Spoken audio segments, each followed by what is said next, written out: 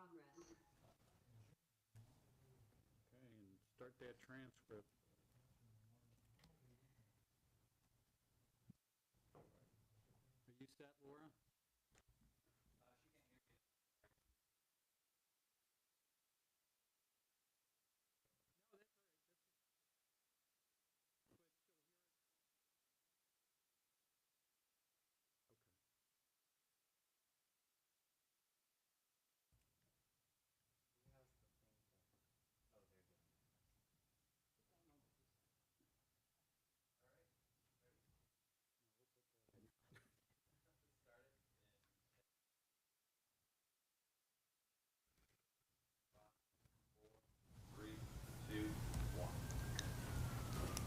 Welcome to the May 4th, 2023 City Council meeting. I am City Council President Jim Nash, and I will be presiding this evening. Before we begin, I want to let everyone know that this meeting and all participating on Zoom will be audio and video recorded. Important matters before us tonight are a presentation of our third quarter financial reports, a presentation of the final report from the Select Committee to study barriers to serving on city boards and commissions. 5 financial orders will be introduced to City Council for first reading, 3 of which have to do with CPA funding. And we will be presented a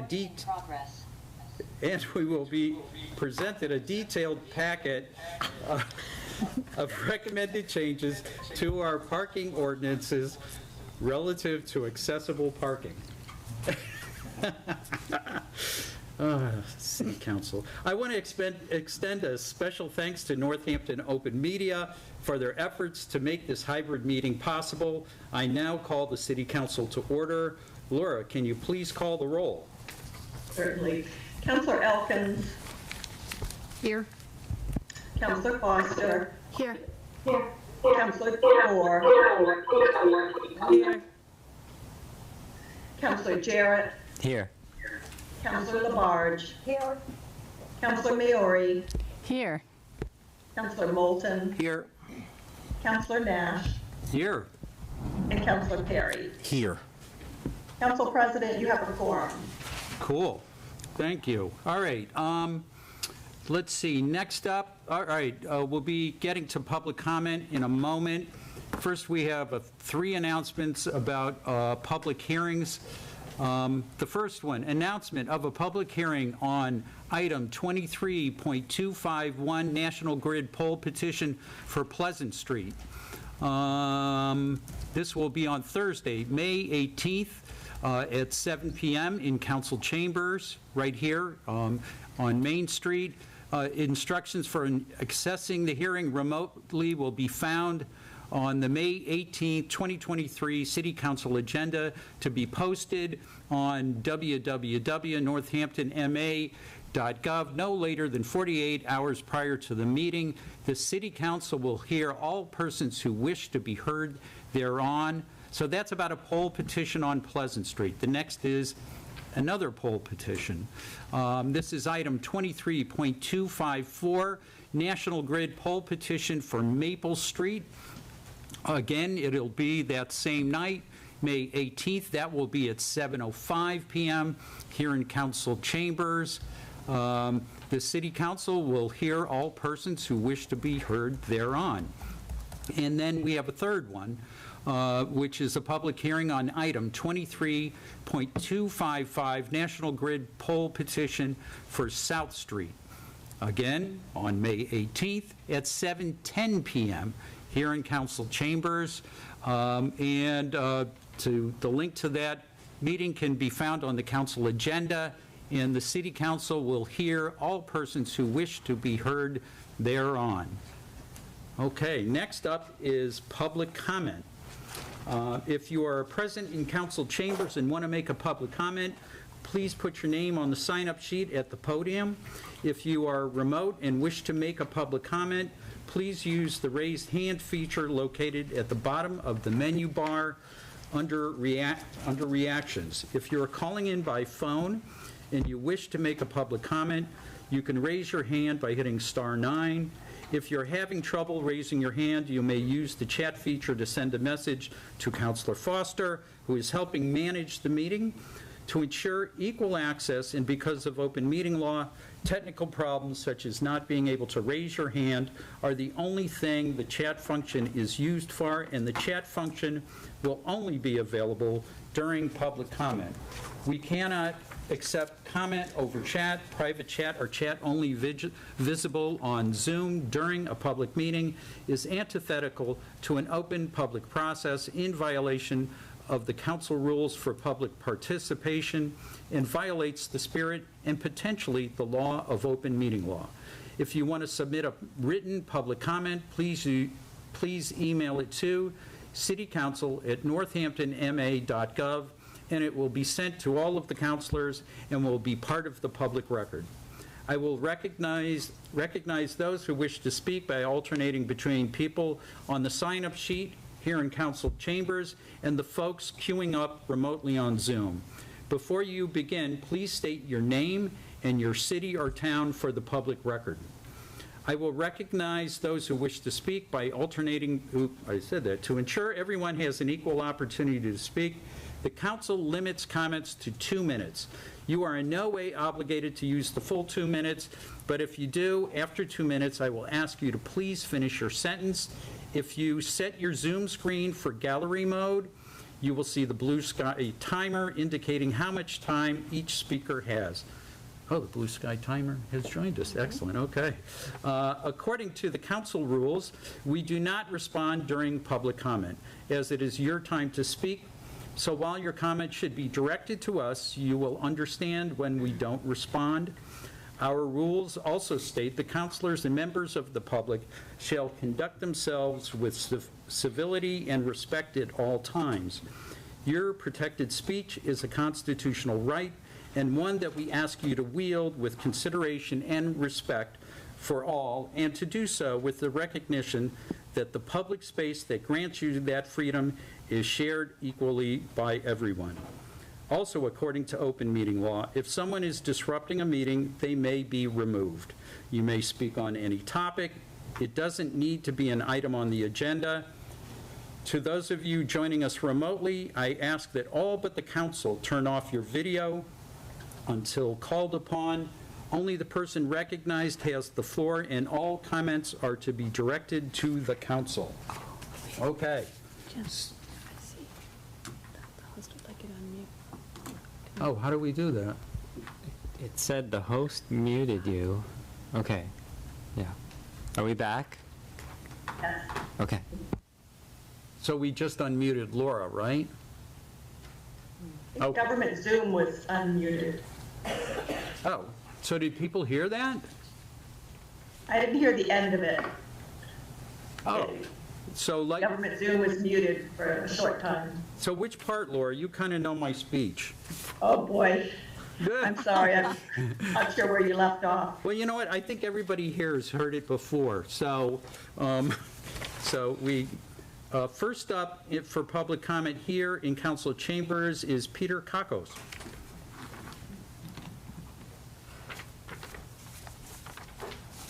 And it's pronounced Caicos, if that's okay Thank you, Thanks. Peter, for correcting for me. everybody else.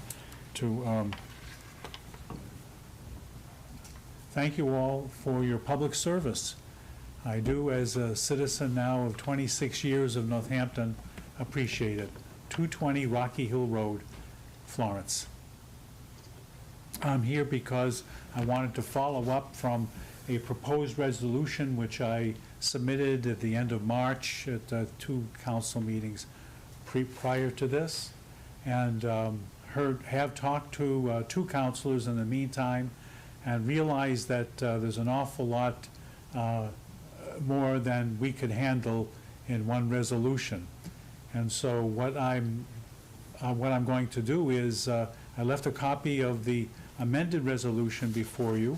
It tones down some of the language about in the need for suicide and so forth. It just talks about hospice and more indirectly refers to what people might need if there's a nuclear attack.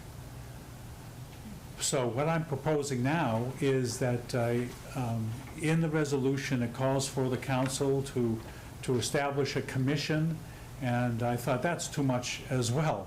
And it seemed to me only fair that if it's my big idea, I should carry the ball if I could.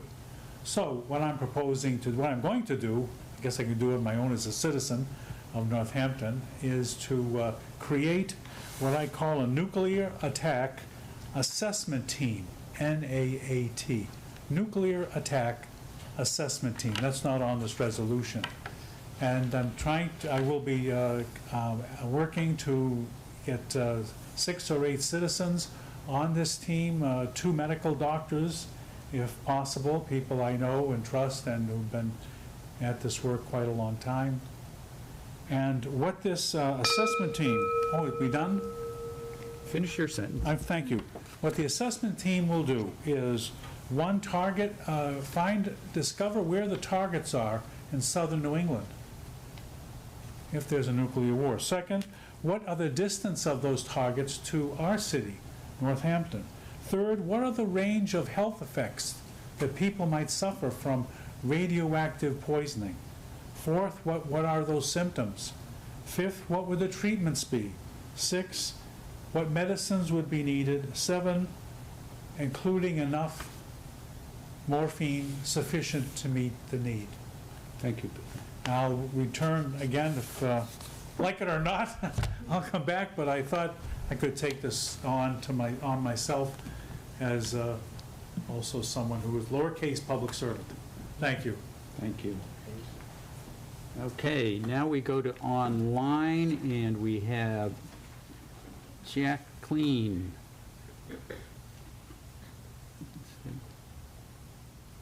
Hi, can you all hear me? Yes, we can. Welcome.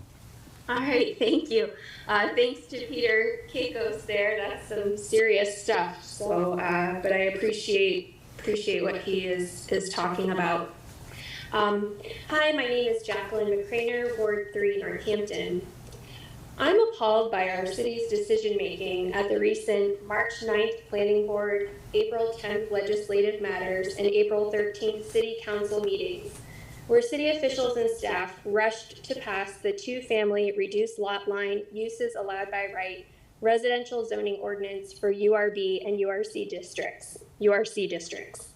This yes vote cements developers' rights to cut down healthy, mature trees and tear down modest historic starter homes to build enormous, out-of-scale, fossil fuel-dependent luxury housing. Faced with an affordable and attainable housing crisis, climate crisis, potentially nuclear crisis, social justice crisis, aging city infrastructure, sustainability issues, environmental and wetlands concerns, and the demolition of historic neighborhoods, Northampton city officials and staff are choosing to look the other way and embrace archaic, antiquated, harmful residential zoning ordinances that are reminiscent of the 1980s build, build, build at whatever cost mentality. Residents have asked repeatedly, to no avail, to have public city meetings arranged jointly with the Planning Board, Historical Commission, and City Council to discuss concerns about developer-initiated housing projects and to discuss proposed solutions such as creating neighborhood conservation districts and requiring special permits for developer-initiated projects so that they are actually held accountable to the criteria set forth in the Sustainable Northampton Comprehensive Plan 2021. Simply stated, reduced lot line uses allowed by right is an attack on affordable and attainable housing, social justice, historic preservation, sustainability, and climate action goals. I believe it is critically important for each city councilor to fully understand what they are voting for and to do proper due diligence before passing such harmful residential zoning ordinances such as reduced lot line uses allowed by right. Thank you. Thank you, Jackie. Okay, next up is Nicholas Motern.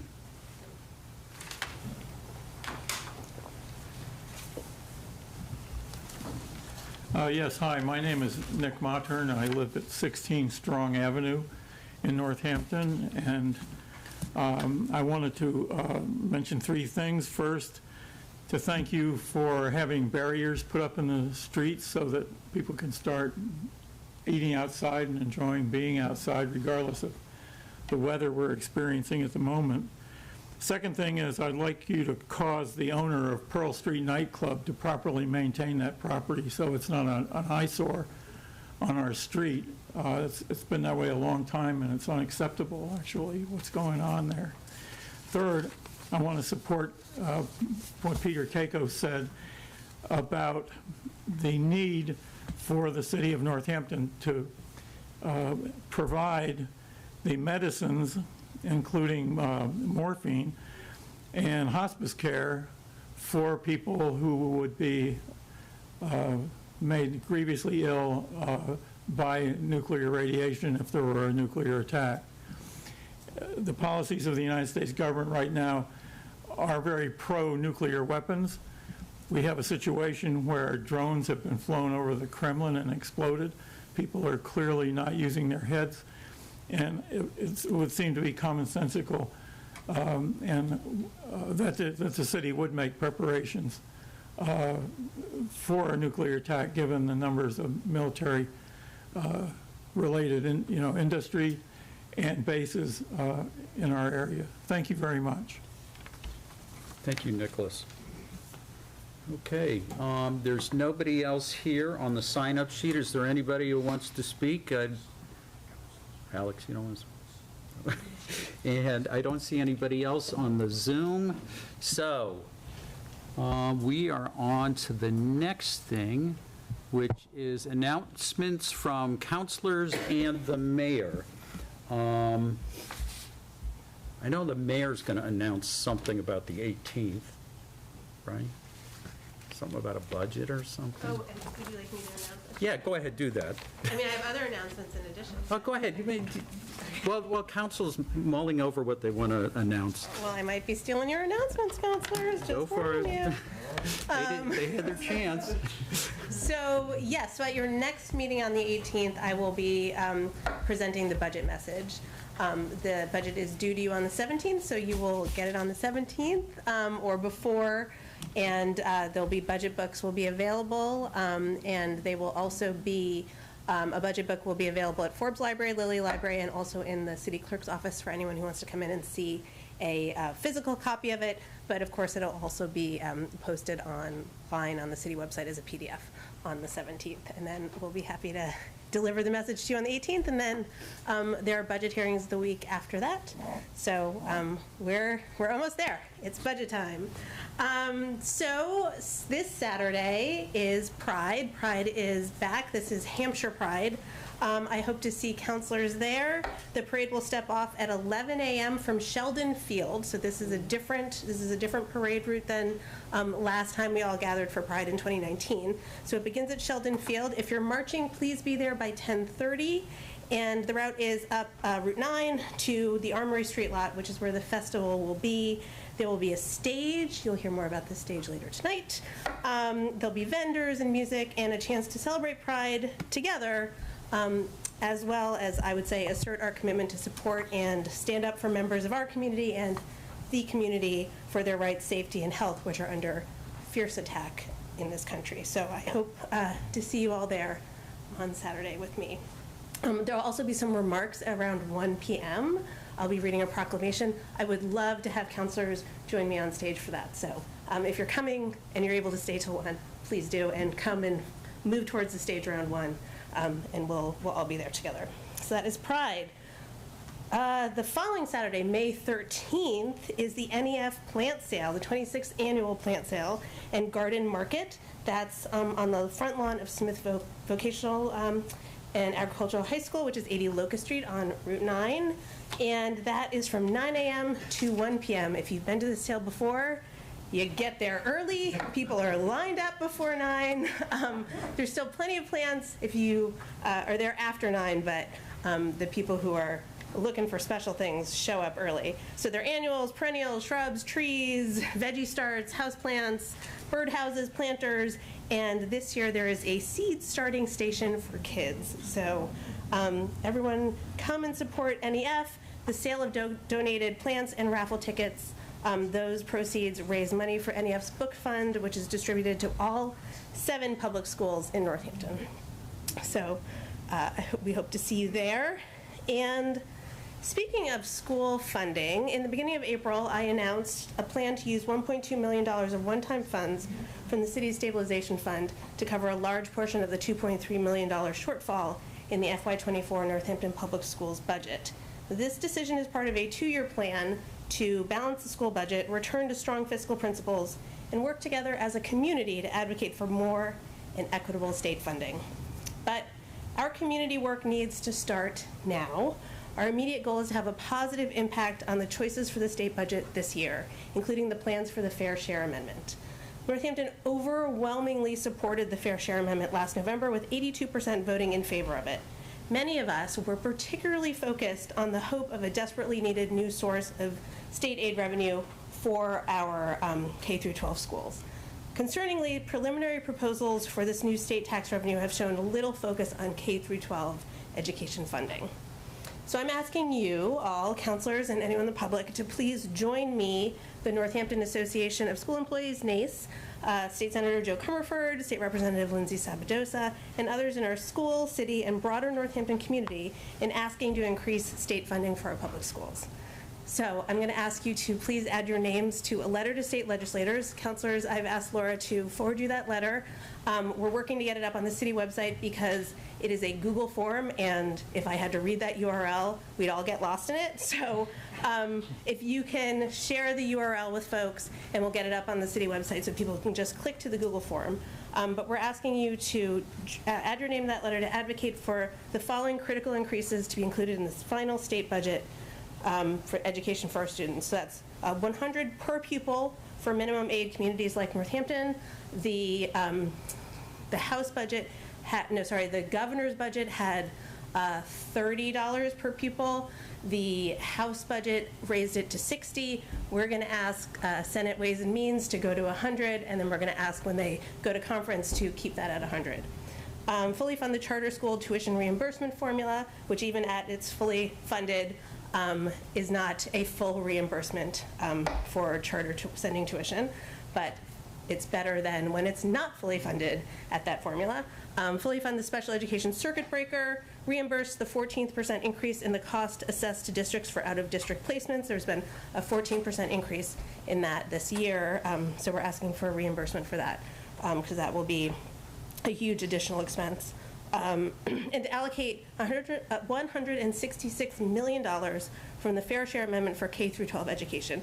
So that would be half of the Fair Share Amendment, what they imagine the revenue will be. So it's supposed to be for transportation and education. So if half goes to transportation, the other goes to education. So take that half and it would divide it by thirds, being K-12, early childhood, K-12, and then higher ed. Right now, it is very skewed towards higher ed and early education, and very little for K-12. So we're asking you to join us in advocating for long-term goals as well, but right now, this is what we need help focusing on. So please join me and us in signing this letter, and I want to thank Andrea Agito from NACE, who created the form. And again, it's a Google form. Please sign it and share it around. NACE is organizing a trip on May 16th to the State House to lobby for these needs, and the letter will be shared with legislators there with all of the signatures. So thank you so much for joining us in this effort. Appreciate it. Thank you, Mayor.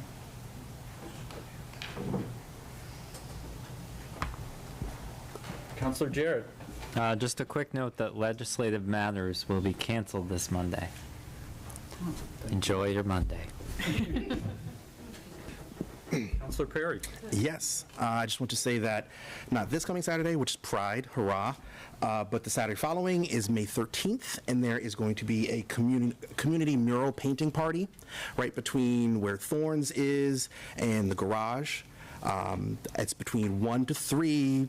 Supplies will be provided, and they are going to beautify it. So I think it's a 100-foot mural, and so come and be a part of this magical artistic moment. Thank you.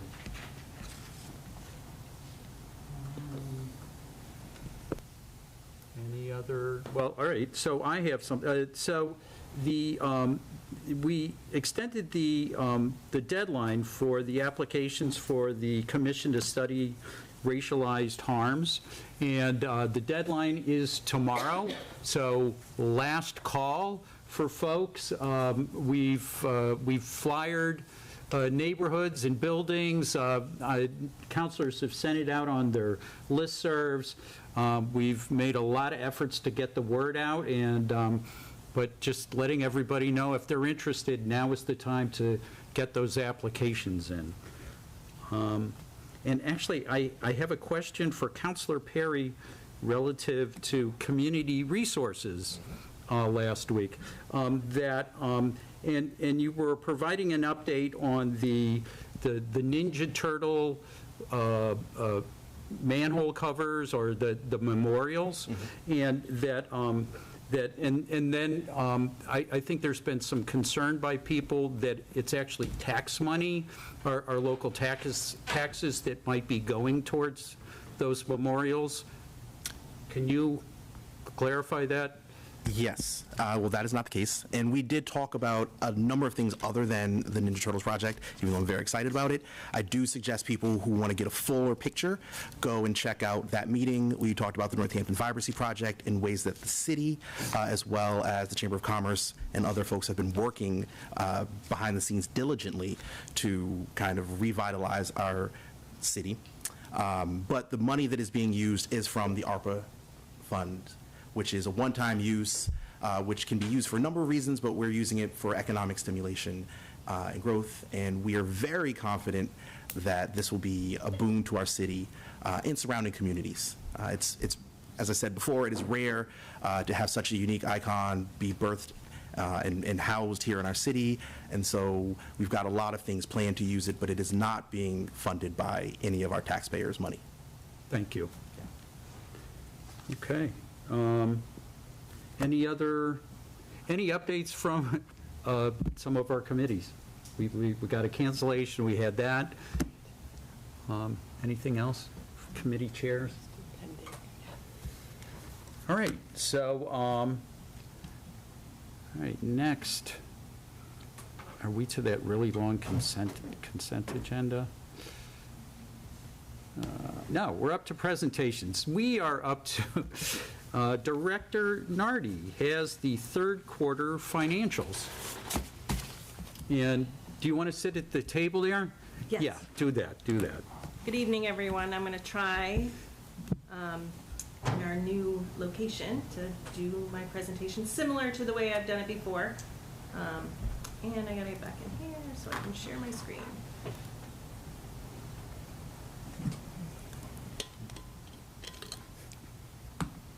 Can everybody see that? Yes. Okay, great. So if you notice, the report looks a little bit different. The city upgraded Munis, our accounting system, on April 17th, 18th. So the report looks a little different, or similar but different. Director Nardi, could you move your microphone a little Sure. closer? Is that better? Yeah, I think people will hear it better. Okay. And would you be able to zoom in a little bit on the... Sure. All these demands. View. Or Zoom. Zoom to actual size. Bigger? More? You can also just. You can plug in. You can do whatever works for you. Zoom to. All right, try it. What do you want here? I got 100%. That's too big. You see, oh, you can't, okay, X that Yeah. out right there. You see right there, there's plus and minus. Oh, okay. There you go.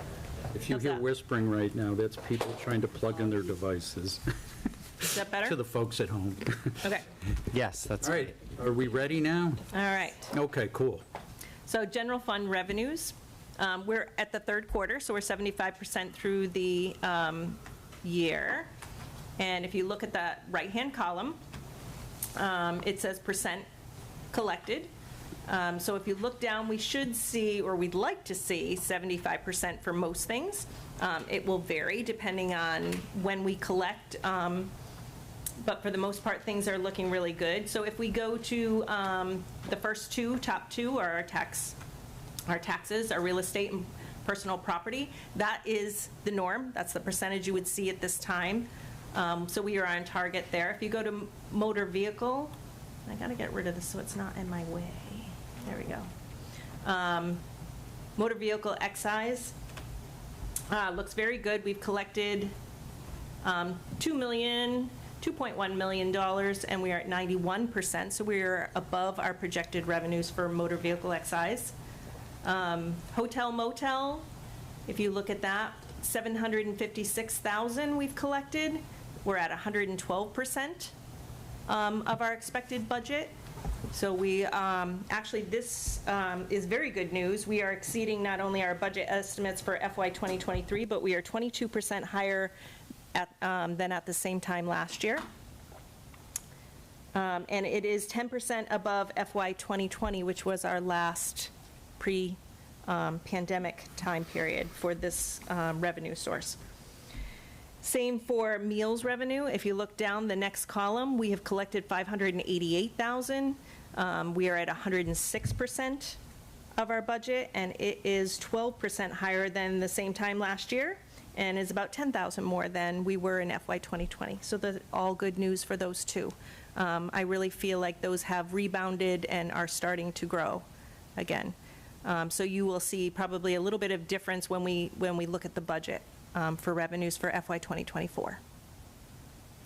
Cannabis revenue, this again continues to decline. If you see, it's $643,000. This is only at 66% of our projected budget, and it's 29% below the same time period last year.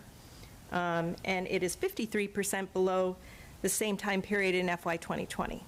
So I don't know where the bottom is on this, but it continues to decline. The payments in lieu of taxes, which is the middle part here, those are what we also known as pilots. These are the payments, and the amounts are invoiced and are spelled out and calculated based on signed agreements after the tax rate is set.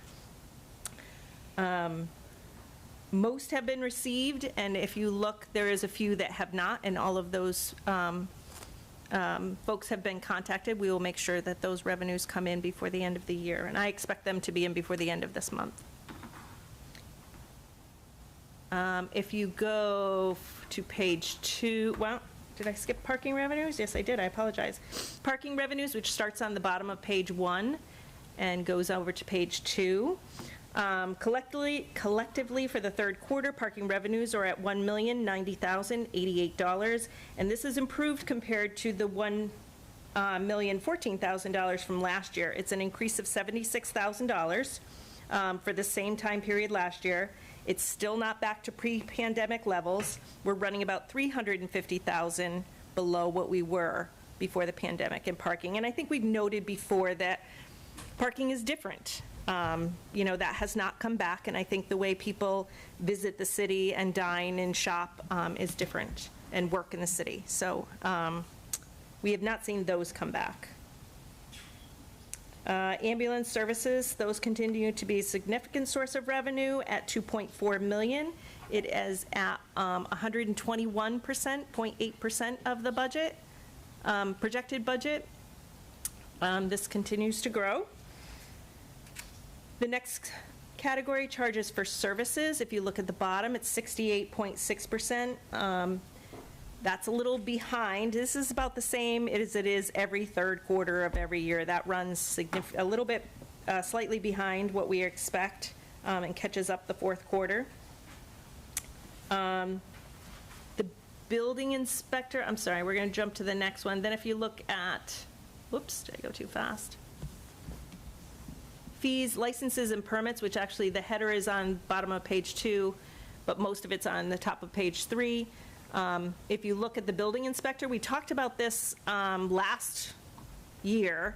This was running slightly behind, and if you notice, you'll see a big difference. We are at 122.7% of our projected budget, so that we're definitely seeing an ease in, you know, I don't know if it's the transportation or supply chains, but we are definitely seeing an increase again in building inspection fees. So that is also good news because that is back up.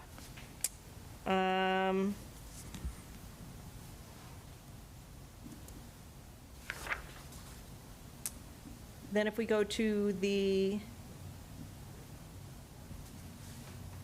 federal revenue, nope, state revenue at the bottom. These are the state revenue, aid revenues. They're part of the cherry sheet, the Massachusetts cherry sheet. Those come in when they come in. The state sends them to us. You'll notice that there's a few that are a little bit behind.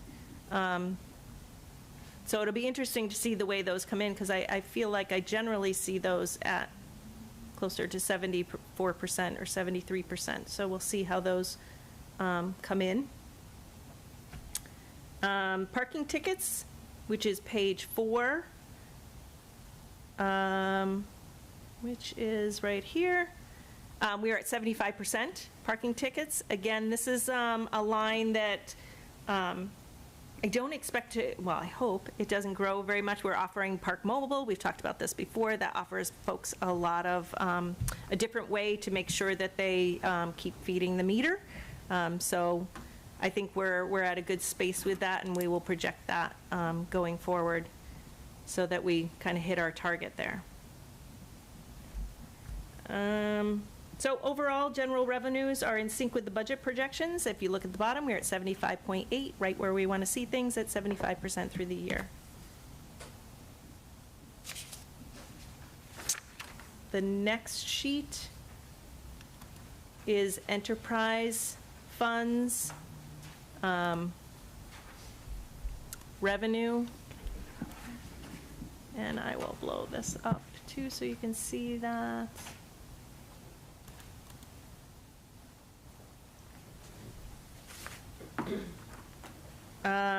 Everything is tracking as expected. The enterprise funds are running about equal or slightly ahead of budget expectations.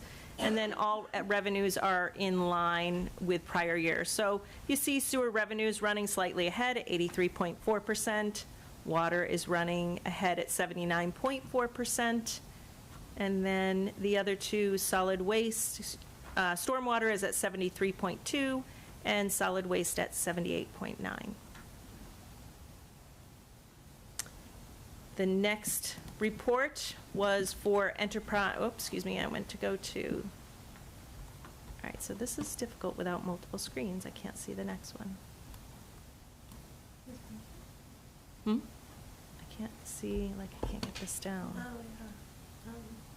Can I get, I don't know. Like, I can see it on your screen. I know, but I can't get rid of that. Yeah. All right, let's try there. All right, can I blow that back up now? No. There we go. Oh, see, if only I'd known I could do that. Okay, so here are our general fund expenses. Again, as you look at these, you can see the PS, which is our payroll, and I'm going to blow it up. I apologize. The PS is our payroll. The OM is the expenses for each department. What we're looking at here, over here in the percent used, is, again, we're looking for, in this case, 75% or less. We don't like to see the overage. I do want to remind you, as you look at these percentages, that you did vote to transfer money into the PS lines at your last meeting on April 13th.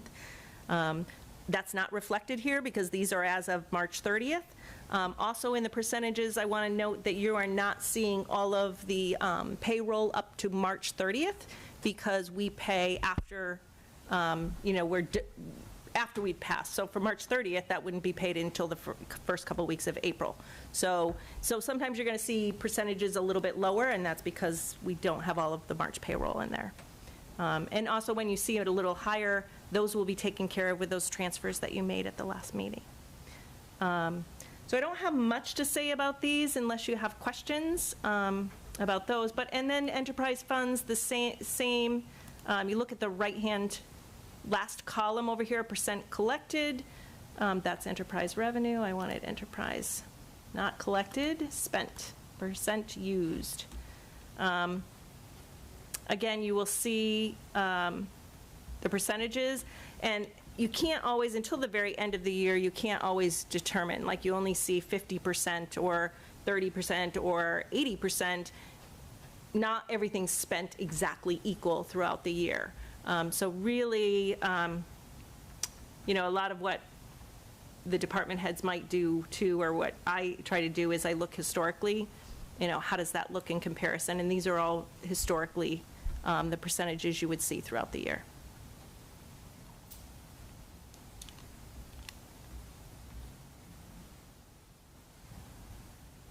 And that is all I have. Okay. Unless you have questions. That was great.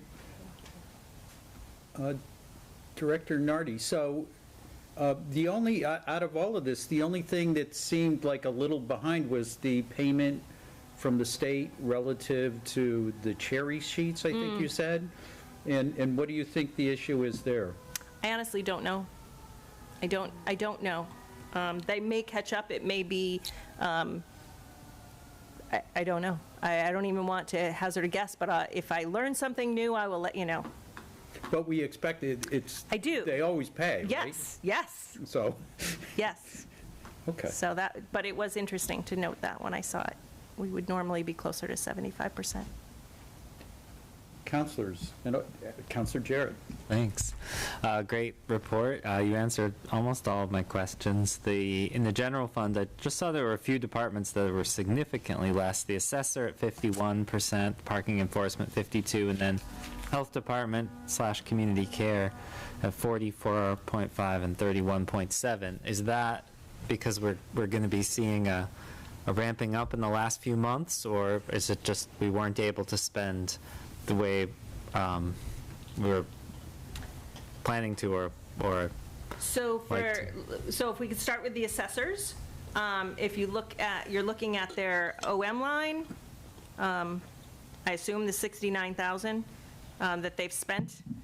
They also, they budget for reevaluation for other work that they may not necessarily need this year, but we have to budget for that need. So that's why you may see lower than, you know, that low, and that money would then flow to the general fund and become part of free cash, but they need to budget for it in case they need it. okay. What was the other? Parking enforcement at 52.3. So parking enforcement, the department has been challenged with finding folks to work in that department. So you will see a lower expenses in that line. The DCC is no longer a separate budget line. That was absorbed under the Department of Health and Human Services. And those funds were encumbered so that they could be used because they were already attached to contracts. So that's why you'll see it in the expense line. And they were being used this year for contracts that were signed before the end of last year. So the Department of Health and Human Services are using those funds for all of the purposes that money was initially budgeted for. Great. Thank you. Counselor Moore? The other one I would ask about, Director Nardi, is highways. That one is at 41%, and I recognize that work slows there during the winter, but still, given the requests for street repairs that we get, do you expect that all of that money will be expended by the end of June? So I don't know if all the money will be used, but I know that the springtime is the busiest time for them. I also know that they are still struggling to have staff. I know the staff is working very hard, and I know that they're ramping up, or they are in the midst of their busiest seasons. So I would see a higher percentage later in the season. But I also will state that they are still struggling to hire staff, and that is reflective in their expenses and their PS. Thank you.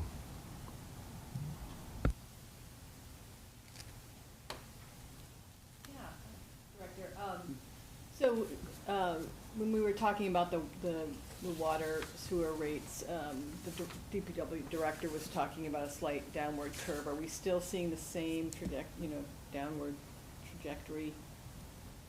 Is it So my memory of what Director LaScalia talked about was we're not seeing, we're seeing inconsistent Some months it drops, some months it's back to its normal level. What they initially told us is to expect that gradual downward turn, and we haven't seen that. When they extended it to another, I guess we were supposed to be done the end of this year, they extended that 6 months. Now we've been told that they're leaving in 6 months, and they didn't talk about that gradual. So I don't think we're seeing that. I think we're seeing inconsistencies.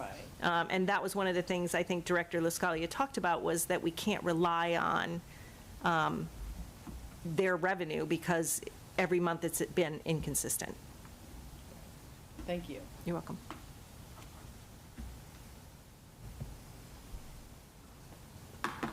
Right. Seeing no other questions, Director Nardi, thank you. And yeah, I enjoy our quarterly reports because it gives me a sense of how well the city is run and how our finances are in really good hands, and really appreciate all of the work you put into these presentations, so thank you. Thank you. All right. Next up in presentations, I think Javier has joined us. We have the Select Committee to Study Barriers to Serving on City Boards and Commissions. We're going to hear from Chair Javier Luengo Garrido, and I believe, well, I know we have two of the Select Committee members here as well that can fill us in on the final report.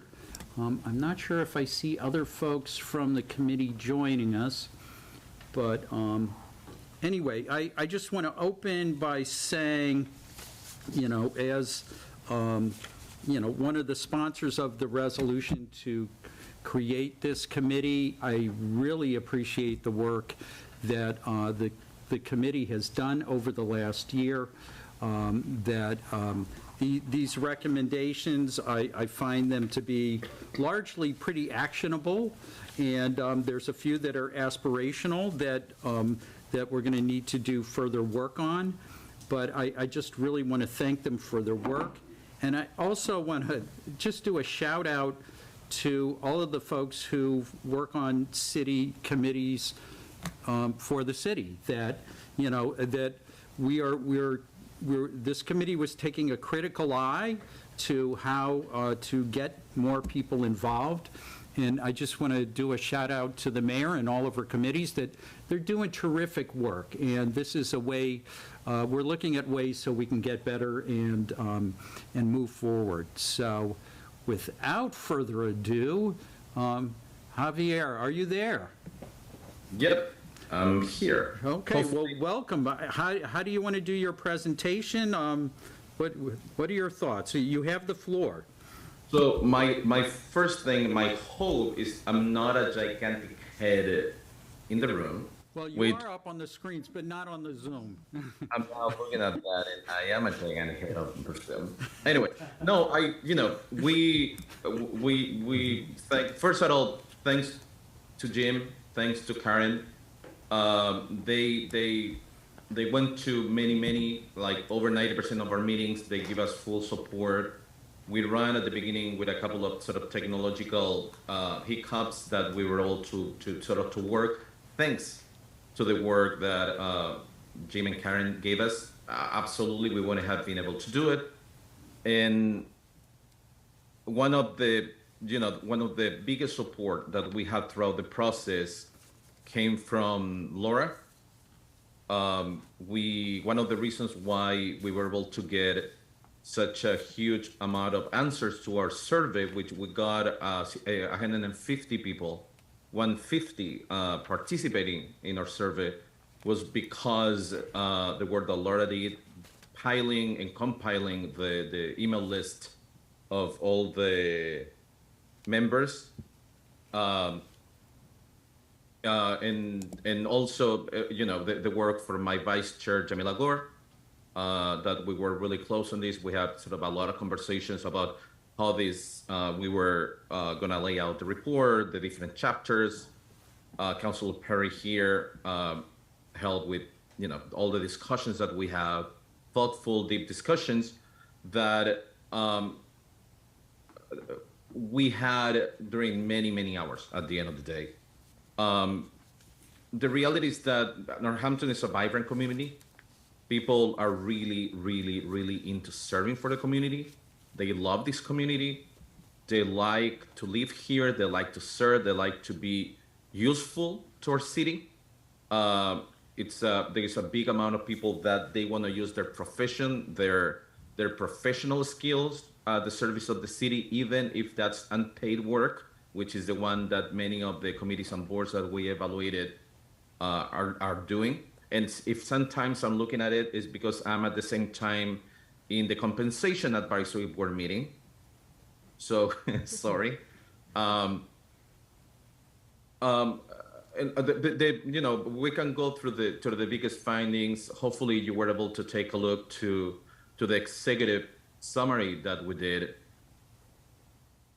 Pretty much we're talking about streamlining the process. One of the topics and the recurrent topics that we're finding was that people feel lost after sending the first email, learning what happened with their application, knowing if they are going to serve or not understanding if maybe if they don't get chosen for one commission, they may be placed in a different one after a little bit if there is a different opening. One of the findings was that from the people that have applied but never served, there is a big pool of people and talented people that gives the possibility to Northampton to fill out maybe around 21 positions that are open right now. And we're cognizant that certain boards and commissions require professional ability, right, and professional capacity to be able to serve in those commissions. We do think that there are individuals that would fulfill the professional capacity of those commissions, and for those left, they would be able also to serve in community-oriented positions. The other thing that we touch on this, it's about the city council process itself, and pointing out that every time that the charter states that the city council has to take a vote, that has a meaning and has a really deep meaning. There is a reason why the charter states that the council of a subcommittee has to take a vote to pass a motion or to confirm to somebody. So one of the recommendations is the creation of a process where there is going to be a rubric for the subcommittee that sees appointments. So every single candidate goes through the same questioning. Every single candidate goes through the same conversation, so they can exist in uniformity in relationship to the process. One of the downsides of being able to do what we did was that we have a captive audience, which was people that have already been able to serve, that had the privilege of serving, people who have the time to serve, right? And many times disposable time comes also with a certain social position and having disposable income. That made it really difficult to be able to find those who are not serving, people of color that are not serving. Vastly, the survey was answered by white folks, upper middle class white folks, mostly females. And that's sort of one of the barriers that we're seeing, right? I mean, we didn't have a tool to be able to reach to those people's, the diverse community that Northampton has, to ask them widely why they are not serving. We did have several one-to-one with people of color. Every single member of our select committee was encouraged to be able to meet with people that they know, people that they may get referred from others, that they have not applied either because they know or because they don't have the time. Many times what we find in those conversations was single mothers, single fathers, that they, coming after a full day of work, they have a huge problem being able to get out of the house again. They don't have access to a babysitter. And I think also that lines up pretty well with what's going on with COVID and accessibility to public meetings, right? The fact that with the remote access and the hybrid access, we saw that the community was able to engage even more. And we do believe that keeping a hybrid model in the city of Northampton will help those people that are coming back from a day of work and, you know, they are cursed with children, you know. You know what I'm talking about. And they cannot go out again. But they still can serve because they still can telecommute, right? They can go into the Zoom meeting. In relationship to the role of the mayor, what we're seeing, it's a full process, a thoughtful process in the processing of the applications. Coincidentally, this lines up with the person in the mayor's office moving from one position to the next one, and maybe inviting the mayor's office to reimagine the position of the person going through the applications, bringing on board early on during the process when an opening happens to the chair and vice chair of different committees where those openings are. And one of the reasons why we're talking about this is the fact that many people expressed that one of the reasons why they stopped serving was because at the beginning they didn't understand what they were getting into, right? They didn't understand the workload, they didn't understand the frequency of the meeting, or they didn't understand that they were going to have to do things outside, you know, the confines of the meeting, having to read material, having to meet with communities, having to do public speaking, right? And we are recommending, thanks to Chairwoman Pike from the Human Rights Commission, the Human Rights Commission head by Chairwoman Pike created a form to fill that can be filled out by the chair and vice chair of each board and committee, describing the work that is being done, describing the actual workload of each committee. So people, when they are applying, they may have the possibility to go to our website, to go to, the city, I say our website, the city website has really specific section about with every single link from every single board and committee. And we do believe that adding that portion with an up-to-date description, workload, charge, and what the specific committee in that specific section is doing would help people to understand what they are getting into, right? To know how many hours they're going to have to put into. And also adding the participation and the input from the chair and vice chair of the respective committees where openings are early on during the process, including maybe an interview during the interview stage, would be really useful. I can keep talking. I would like to sort of to hear if there is any question from any of the members. Sure, and so I want to say to counselors, feel free to ask questions for information. We're not deliberating.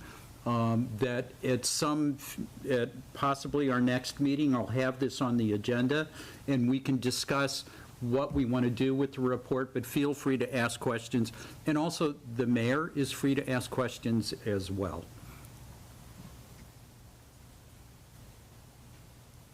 Mayor. It's weird to like leave Javier there and say hi to Javier here. Hi, Javier. With the survey, was there a way that time periods when people were serving or when people started on committees were they were asked that? That wasn't phrased very well. So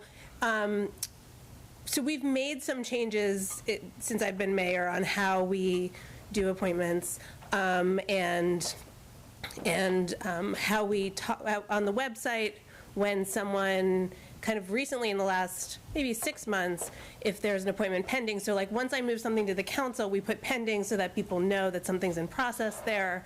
So there have been different changes that we've made. So I was just wondering if people sort of weighed in on sort of under which mayor they were appointed or when they were appointed. So because I'm sure each mayor has handled it differently and things have evolved.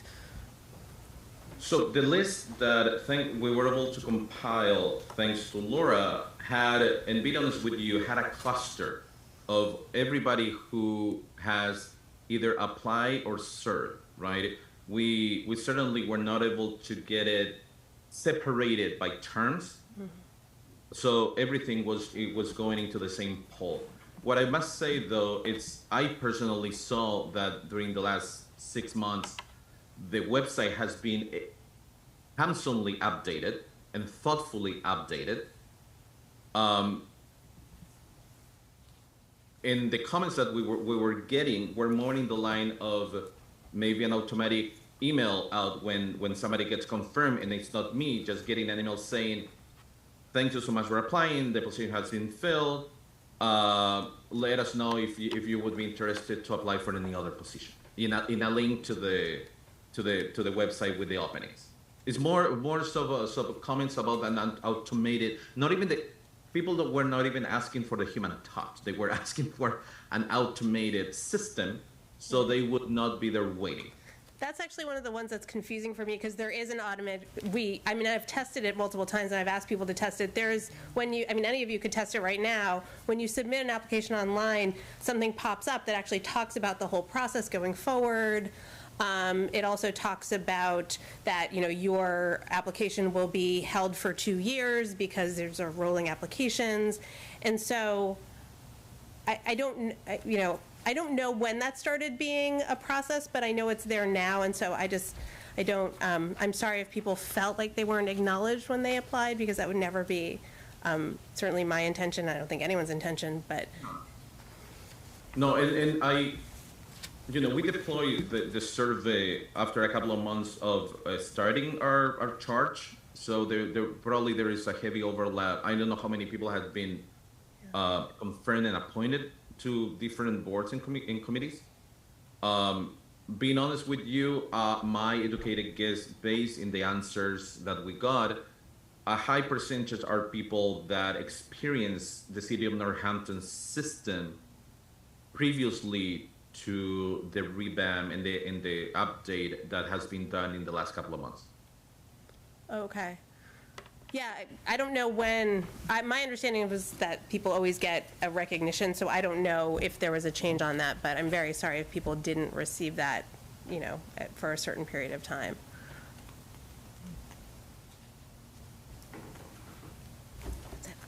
Thank you, Mayor.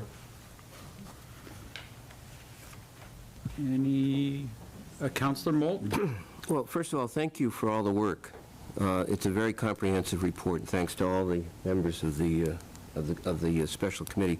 The question I have is to follow up on the mayor's question.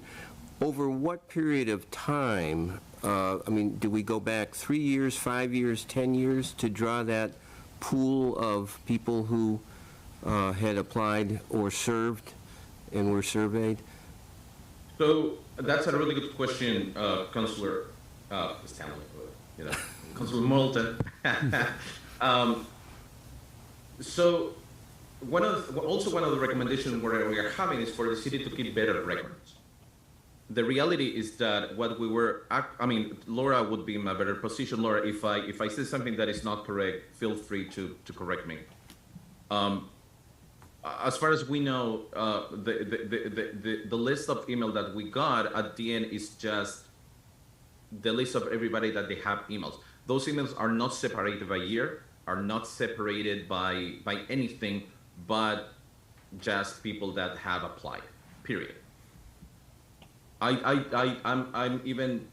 may also say that we wouldn't even, when we sent out the survey to using all this email list, I don't think when the list came to be used, I don't think we would have even been able to separate it by people who got appointed and people who was not appointed. We didn't have that information.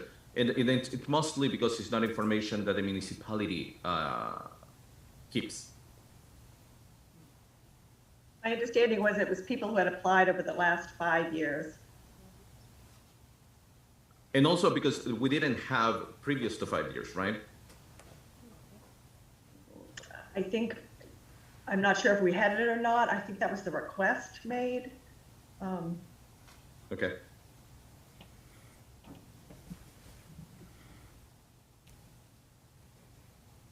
Councilor Maori. Yes, I'll echo the thanks. It was clearly a lot of work, and it was very nuanced work, and it was, I was watching to see how you take such broad stroke questions and kind of break them down into, answers that, and recommendations that we can kind of act on. So I guess I have a broad question then, which is, clearly as someone who served yourself on our boards and committees, was there something that you didn't expect from, from the results of your efforts? Is there something that surprised you, or was it kind of what you expected in terms of barriers? I have served in several commissions. I'm serving right now, just ending this term with this select committee, and I'm still serving on the Elected Officials Compensation Advisory Board. Two things. The first one is that this process made me incredibly cognizant that my experience is not the norm. I have a great experience applying in the city of Northampton. It's wonderful. When I get the calls to talk about being selected to serve for the city, my experience has been wonderful. One of the things that I have to say that was surprised me and made me think more deeply that I should correct my false equivalency, thinking that my experience it's shared by everybody, is the fact that several people that at least I talk and other members talk personally, and a small number of people that fill out the survey felt that because they were holding different political and ideological opinions than elected officials, they felt that they were not being appointed when they were applying for different positions to serve as a volunteer commission member.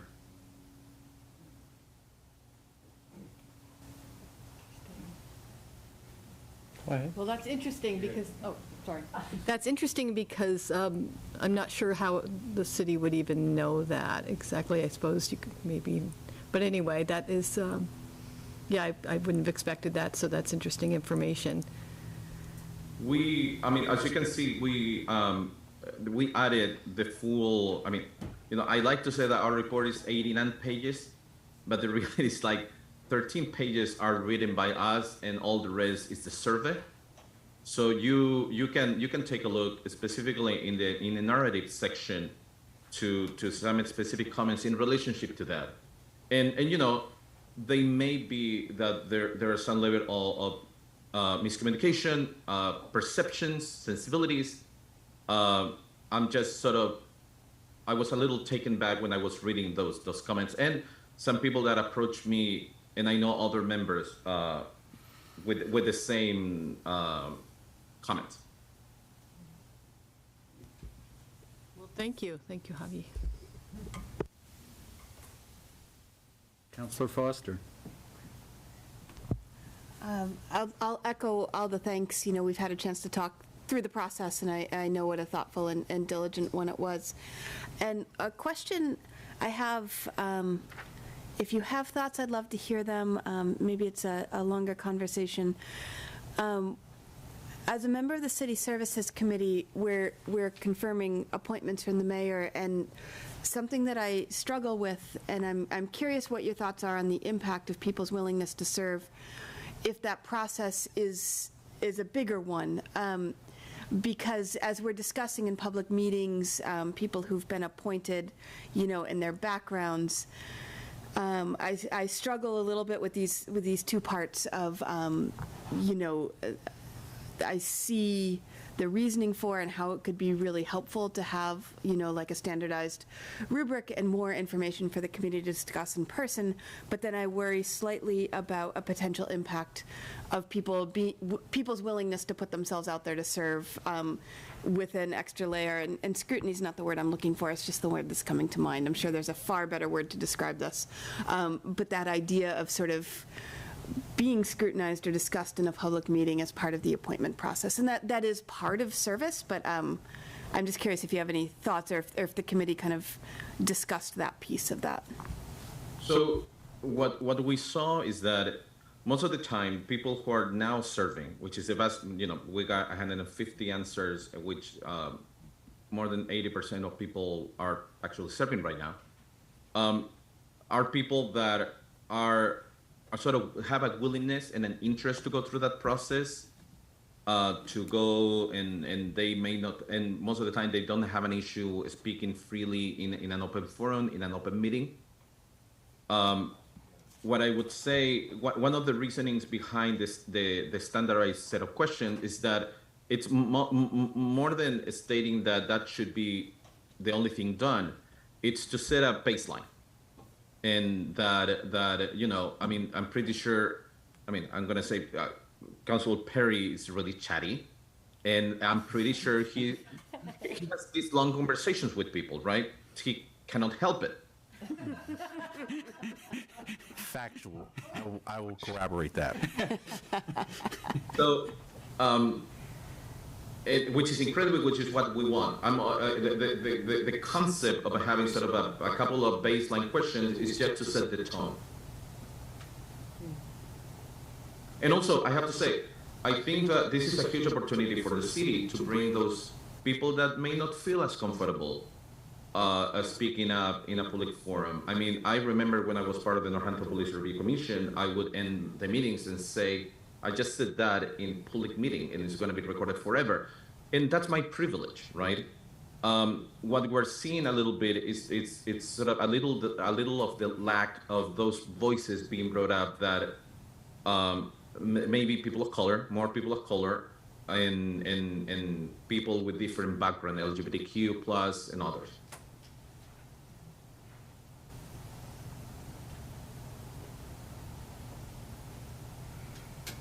Any other questions? Councilor Labarge. Oh, Councilor Labarge. Thank you very much, and your committee. A lot of work was put into this. I do have a little bit of concerns. I've had some residents call me, not just in my ward, but in other wards, the time limit of the meetings. They were very concerned. They work all day, and I've heard from you of what I've heard from people also of about their children. It's a big problem, you know, and for an example, with the police commission, that's what happened. We lost 2 women because of long meetings, weren't told that. There was no communication on the length of the meetings. So they had to resign from that. So I think the total communication is so valuable on applications, talking with somebody about the whole process, and also the length of the meetings. And also, if you have a single mother with children who works, has to come home, and then wants to get on a committee, it's the cost. I hear that frequently, of the expense. Yeah, I mean, and we saw that. We saw that amplified widely with the outreach that we did. And when Council President Natch mentioned that we have some sort of maybe long-term or more aspirational recommendations, one of those is for the city to do a needs assessment in relationship to being able to give a per diem to members serving that may need it. In the case of people, you know, serving and having children, needing to pay for babysitting. And being frank with you, when we consulted with the Northampton City Solicitor, he raised a couple of red flags in relationship to anybody, you know, receiving money from the municipality. It's technically will have to become an employee. And, you know, and sometimes when you are giving a per diem to people that may be low income, that may sort of affect their bracket and how they can access social services. And being honest with you, at that point we thought this is still important, this is still hugely important, but we, as a select committee, we have a sort of a limited amount of expertise on this, and we recognize that, and that's the reason why we're recommending probably a needs assessment and a more in-depth evaluation of compensation, so we can have a wider range, a more diverse range of members and community members being able to serve. Right. Also, to people with disabilities, hard of hearing, having the proper technology for them, that's another thing I've been told also. Thank you. Thanks, Ursula. We have 2 other select committee members here, and I'd love to hear thoughts from them on the report, and put you on the spot a little. I just want to say that the survey was very enlightening, and the responses were really enlightening too. And I noticed what Javier noticed and was shocked by, that people felt that if they didn't align with certain political ideologies, that they maybe couldn't serve, or that was a barrier to serve. And, of course, childcare and all that stuff that Councilor Labarge was talking about is definitely another barrier that people came up against. And I think Chair Pack's work on the onboarding report was really great. I mean, it's in the addendum to this. It's really great work that she did on that, because I think it's important that people know what they're getting into when they learn about boards and commissions, because I think a lot of people, they don't know exactly how much time or what the meeting's going to consist of, or they just hear the title and they say, oh, that sounds like a good commission or committee that I could be on. I'm just, being on city services also, and I think it would be nice to have a rubric of questions, that are kind of standard, that are asked, and then elaborate as we can, as members of city services can, on, different interview questions. Because I think that would kind of make the process more transparent in a way, because people are asked the same questions about things, and maybe different questions for different committees and commissions, possibly, because you'd have a different question for somebody who needed like a professional certification or something like that to be on a commission or a committee than someone who was just a member of the community. So it's been really enlightening being on city services and being on this committee, because they kind of overlap a lot. And it's been really, we've had a lot of good discussions in this select committee, and I think we've come up with a lot of good recommendations. So. Thank you, Councilor Gore. Councilor Perry. Yeah, I think I want to echo what Councilor Gore said. For me, this seemed to be the appropriate time to do this. As someone who had just become a part of city government, but also as a member of city services, I had not only kind of the freshness of going through, an onboarding, but also a chance to have had interactions with people who were trying to run on, to be appointed to boards. So, it gave me a unique perspective. I loved the conversations we had. I will say that while we tried to cast a wide net, we were limited in what we could do. As Councilor Maori said, it's a very broad thing to look at all these barriers. And while the survey is great and, we did a public forum, I think that there are still more answers to be sought. So I just want to make everyone know that, these recommendations are the start of it. And I think Javier said that as well. The thing that I took away, though, is while things were insightful, it was also inspirational. We were here looking at barriers, and, on the surface, that seems like something that would be all the negative things impacting people. But things that I will direct people towards looking at in some of the surveys were the experience they had. 53% of the people said their experience of applying was positive. 68% of the people said they would consider applying for another board in the future. And those are not only just people who have served, but people who had applied as well. And so while I know that there are ways to improve, I will say that one thing that stood out for me and surprised me was that people did seem to enjoy the process. So that was the thing. I also want to thank, we thanked Laura. She was invaluable.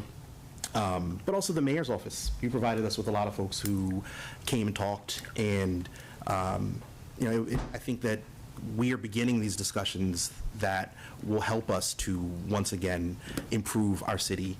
The thing for me that also stood out is communication. It's, I always say every problem is a people problem, and it really is just ways to further our communication. Even in the time that I was on this committee, I looked and saw the improvements and saw that, things were being updated with pending. Like when I would be assigned someone, I would go and check out who was on the board, and, just knowing that I don't know who was doing it, but there was someone who was updating that information. And it's a lot to handle. So hopefully you guys can also get some good information out of kind of all this data as well. Councilor Bjorn. I just want to add that I think it's great that you and the Human Rights Commission engaged each other. It's a, as a former member, it's a really dynamic commission, and it was great to see you collaborating. And thanks to Megan Peck. Mayor. I actually have a question for you. Do you want to ask it first? Yeah, so in terms of, we were talking earlier, and you were mentioning how when you're sending names forward, you've actually talked with people on the phone, that you're spending time with the candidates to talk to them about what the commitment will be. It may be that what we're seeing here is that needs to be doubled down, but you're actually doing that as part of the process. Yes. So, so just a quick overview for the process is when an application comes in. So, well, first of all, let me start with, as Javier said, so I think you all know, so Court Klein, who's in the mayor's office, has recently moved over to planning and sustainability. So we are interviewing right now for that position. That is the position who sort of receives all of these applications and would contact the staff sort of attached to a committee or commission, or the chair attached to that, and sends it to them and gives it to me.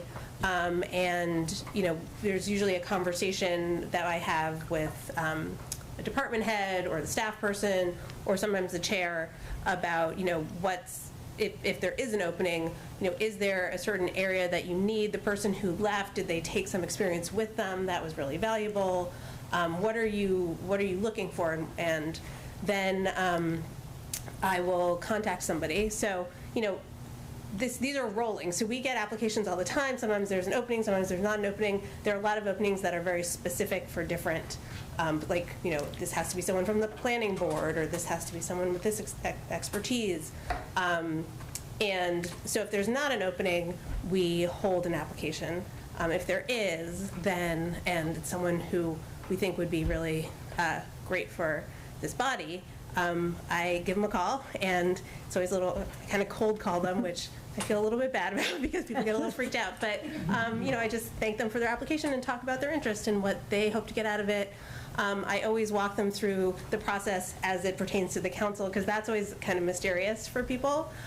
So I kind of I set those expectations. I also give them sort of a time frame, and so you understand this is a few-week process sometimes, depending on where it is in the year.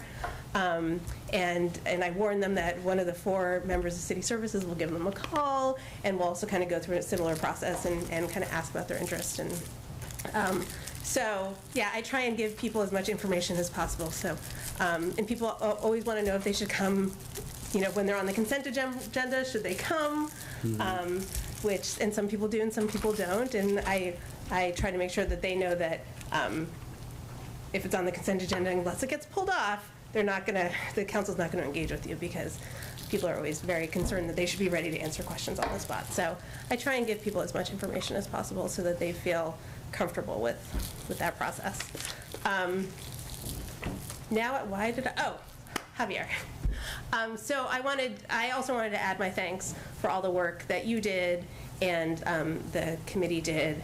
And just to say, as I just mentioned about Court leaving, you had mentioned this too, this is sort of this remarkably opportune moment that we're receiving these recommendations, because we will be having a new staff person who will have to train on how to do this, and I had been thinking about how I wanted to change this process. So this works out perfectly. And so I thank you for your recommendations.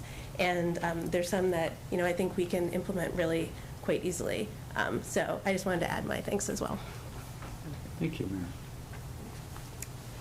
Counselors, you're doing such a good job of not deliberating. Because I know people got ideas. So I will make sure we get that on, we'll have this item on a future agenda, and we can dig in with some of the ideas that are percolating and figure out how council can move forward with this report. So any other thoughts? Or Javier, thank you. Thank you for your leadership, and thank you to, to Gwen and Cynthia and also Susan and Jana, and a shout out to Beth Kaplowit, who also helped out with the clerking for a while there. So thank you. Jim, and I just want to say something else. I'm serving in a different committee. I don't know if I'm going to be able to report back in any other committee during this year. If I cannot do it, I just want to say again, the level of support that we're given by Jamie and Karen was incredible. They were there almost in every single meeting supporting us. Thanks for the work you have done. Thanks for the service that you have given to the city. And hopefully I'm going to be able to work with you in the future. Thank you. All right. Well, council was behind you guys, and you did a great job. So thank you. All right, we've thanked each other enough. We're going to go do something else. All right. Next up, the consent agenda with a lot of appointments on here. And thankfully, these appointments didn't show up tonight expecting to speak. That was actually a really interesting point, Mayor. Okay, so let's see.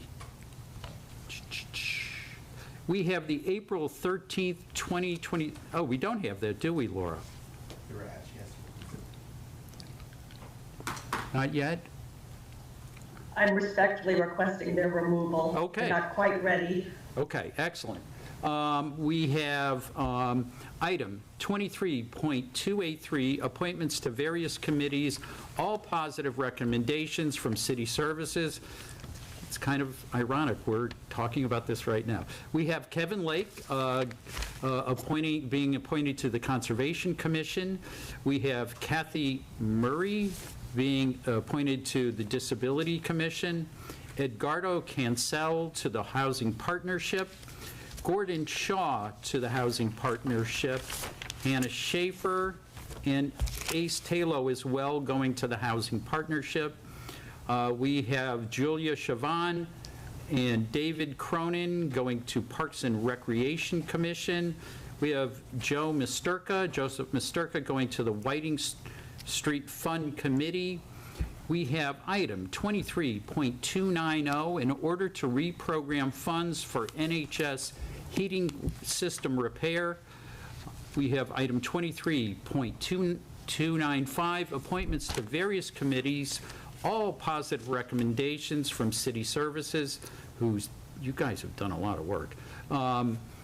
We have Angela Gregory and Eric Winkler going to Energy and Sustainability Commission. We have Richard Parrish going to the Urban Forestry Commission. We have Sherry Taylor going to the Zoning Board of Appeals. We have item 23.298, in order to reprogram funds for Ryan Road School renovations. We have item 23.303, and applications for renewal of secondhand dealer licenses. We have part of that is package is Feeding Tube Records, Phoenix Rising, Urban Exchange, and VNA Hospice Shop. We have item 23.304, applications for 10 taxi cab licenses. We have a lot of vehicles here. This is for Jeffrey Miller in Cosmic Cab. We have item 23.305, application for business owner permit, again for Jeffrey Miller of Cosmic Cab.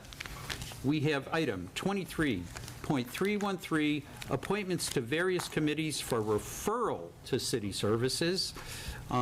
We have Andrea Murray for Whiting Street Fund Committee, David Murphy for Board of Assessors, Melissa Fridio for Central Business Architecture Committee, Adrian Andrews for Council on Aging, Mark Bird for Council on Aging, Spencer Gazy Bates for the Housing Partnership, and that is the end of the consent agenda. Are there any requests for removal?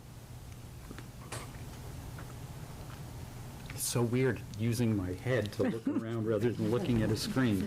Okay, hearing no requests for removal, I will entertain a motion to approve the consent agenda. Move to approve.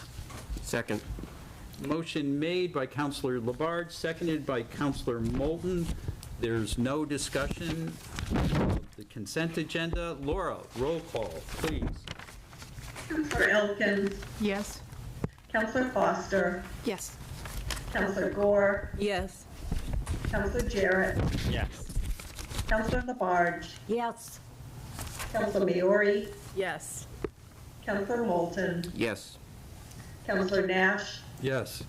And Councilor Perry. Yes. And just a point of order, roll call is not required for the consent agenda. When we're all here. When we're all here, yeah.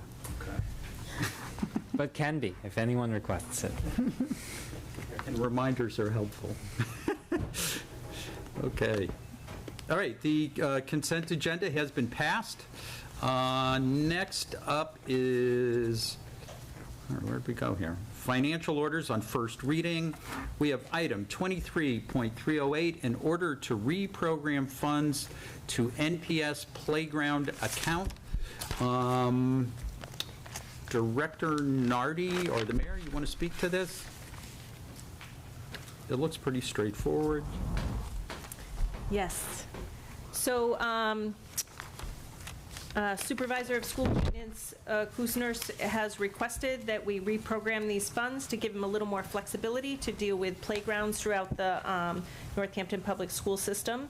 So we are moving money out of chimney repair that was from 2016. The work has been done. And you know, like we have asked sometimes that they're doing the work and an order is going to come to you. We do the work out of an expense account and then we transfer or we move that expense to the area that you've moved money for us, but we do that often so that we can get the work done.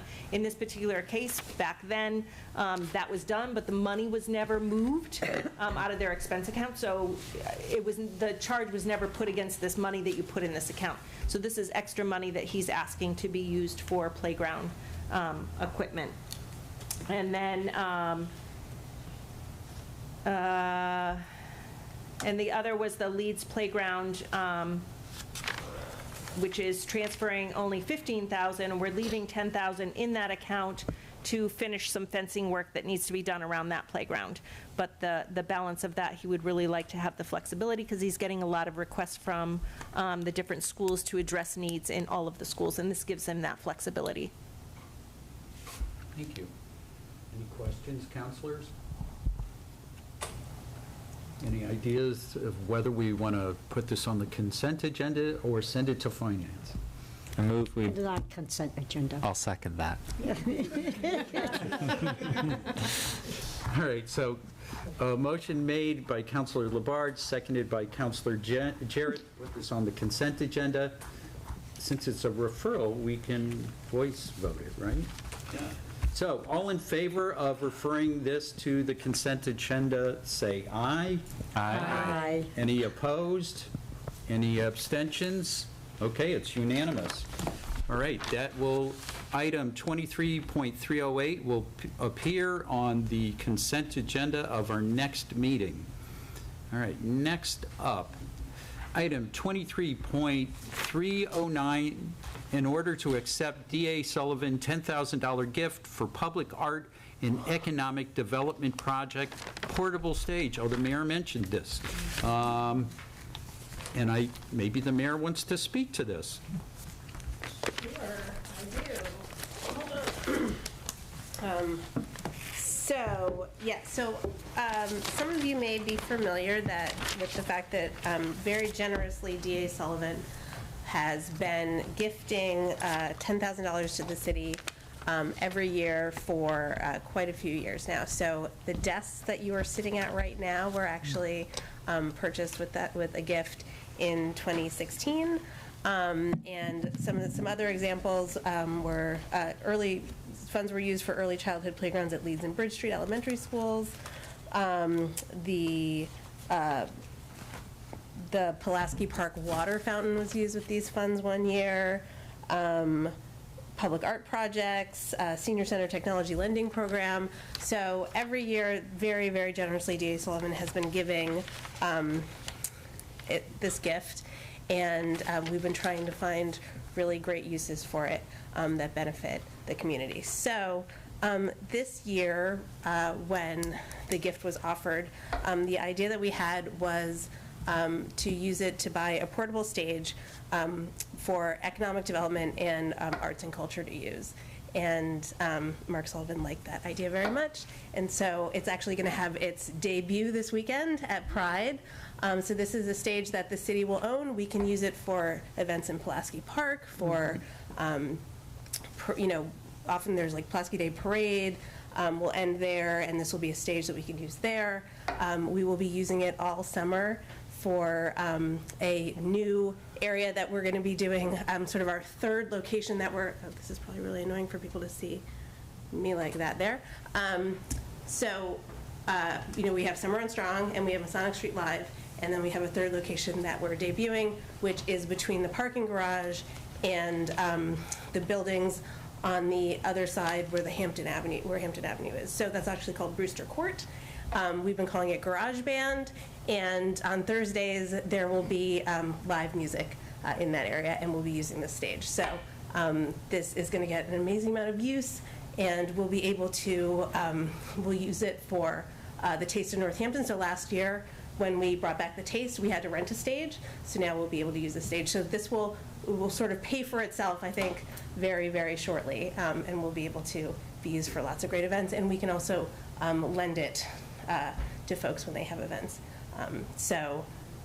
We're remarkably grateful for this continual gift that DA Sullivan and Sons gifts to our city, and we hope that you like the use of it this year. Any questions? Councilor Labarge. Thank you. The Sullivan family, they are so generous. They are. Very, very reputable family in the city. Look at our desk. We had these old desks, and we wanted to give Councilor Dwight that desk, but he wasn't interested in that. He wanted something else. But anyways, the family is great. Yes. And there's so many people that appreciate what they do every year. Agreed. Go ahead. I was just going to say I'm very excited about this, as coming from my background, and excited to help Brian set it up this weekend. If anyone wants to help us, we'll be there at 8 o'clock in the morning, setting up for Pride. But yeah, I'm very thankful for this. Yeah, I just wanted to add, I'm very excited that the first use of this will be the Pride Parade. I look forward to many epic drag performances on that stage. It's going to be great. Look forward to having that whole scene back, the entire inclusive LGBTQ community. There you go. Yeah, Councilor Labarge, the old desks were gone. I wanted to get a drawer from the old desks. I did too. And they had all fallen apart. They'd all been, that's how bad they were, and how grateful we are to have desks where the drawers actually work. These were not cheap. I'd move that we refer this to the consent agenda. I'll second that.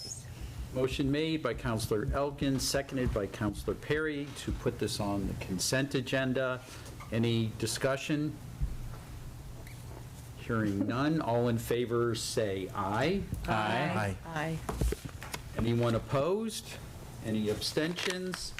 Okay, it's unanimous that you will see item, oh, it shut down. Go on. 23.309. 23.309, in order to accept D.A. Sullivan gift of $10,000, will be on the consent agenda of our next meeting. Okay, next up is item 23.310, in order to appropriate CPA funds for Smith Charities Phase 2 rehabilitation project. This is in first reading. I know that Sarah is here. Mayor, is this one of those orders you think should be read?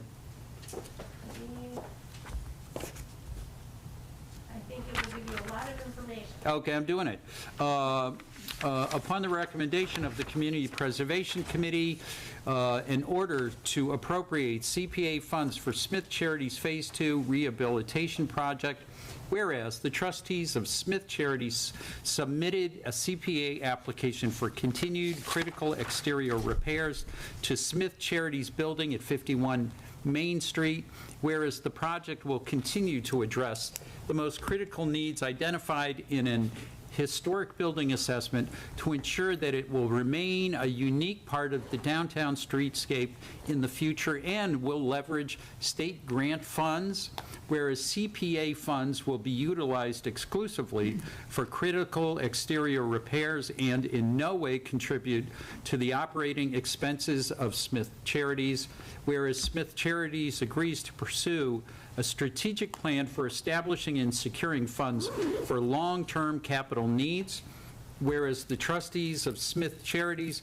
will open the building to the public during historic tours and other events and will work to promote public awareness of this downtown historic resource, whereas on March 15, 2023, the Northampton Community Preservation Committee voted unanimously to recommend that $234,618 in Community Preservation Act funds be used to support this project. Now, therefore, it be ordered that $234,618 be appropriated from Community Preservation Act funding to the Smith Charities for Smith Charities Phase 2 rehabilitation project, and that the grantee meets the conditions approved by the Community Preservation Committee, the mayor, and the city council. I'll leave that last part. And we have Sarah here, right? There she is, in the Zoom. Welcome, Sarah. Thank you. So just a little bit of background on the CPA. Generally, as you know, I come before you generally twice a year to pass along the recommendations of the Community Preservation Committee. They conduct 2 funding rounds, once in the fall and once in the spring. This will be the final one of the fiscal year and represents expending nearly all, but not quite all, of the funds available for FY23. So this project is a continuation, essentially, of the work that was funded in the fall. That was just a partial grant award. Smith Charities returned with another application and made a case that this is work that really needed to be completed. They had a lot of discussions with the committee about public visibility of the building and the importance of the structure in the Main Street streetscape. And the committee wanted to send a clear message that, you know, the CPA shouldn't be the only funding source for this project. Although the building is incredibly historically important, it's important for Smith Charities to develop a long-term capital plan. So that's what that additional condition represents. Thank you. Councilors, any questions?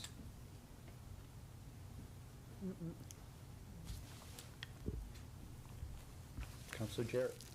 Yeah, I noted there was, I looked through some of the letters that were, and there was some talk in the letters about, you know, they considered selling the building and getting a different space to do their work, and how that because of the historic restrictions on the building that they wouldn't actually be able to get very much for it, and it would make more sense to continue to occupy it. So I appreciated that. I don't know if there's anything more you would say about that issue.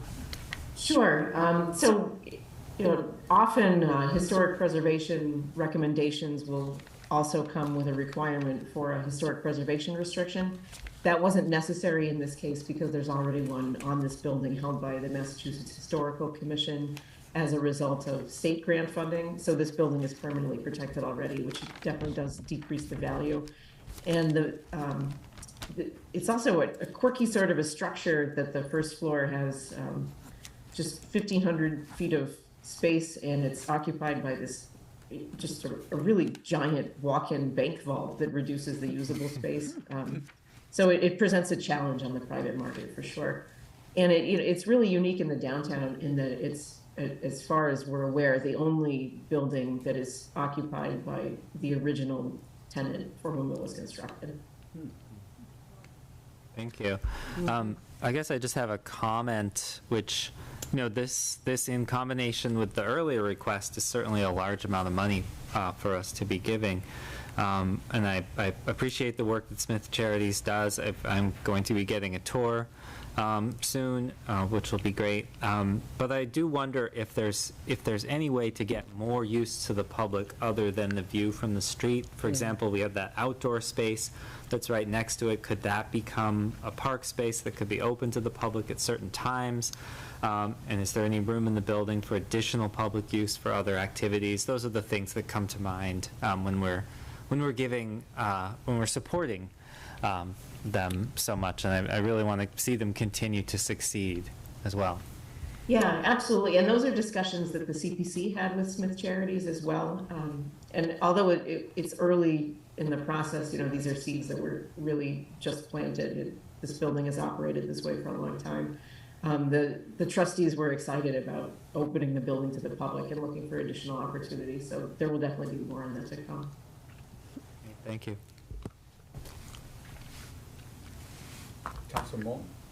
Thank you. I appreciate the language that is in this order that refers to both establishing a strategic plan for securing long-term, for securing funds for long-term capital needs, because the application, this is at least the third grant, CPA grant, one in 2020, one last fall, and one now. And the application does state that, according to the architects, will require another phase in future years to complete the exterior of the building. So I think that commitment to a long-term plan is very important, and I expect that we'll monitor that. And also, as Councilor Jarrett said, the greater recognition, I think people, if they're aware of Smith Charities, they know it for its charitable work, for the money that it distributes, but we're not as familiar with the space, the building. So I think that also promoting that public awareness is very important.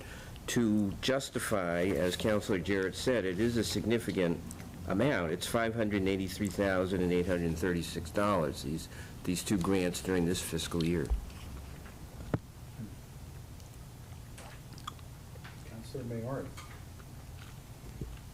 Yeah, and I was thinking about the cost and really just thinking about our historic buildings and residents in Northampton and how we are balancing that with sustainability goals, meaning, because of restrictions, I believe that we can't, I think it drives the cost up, and also perhaps I don't know how energy efficient, if you have to preserve a building in a certain way, you might not be prioritizing energy efficiency, and that's which are part of our climate regeneration plan.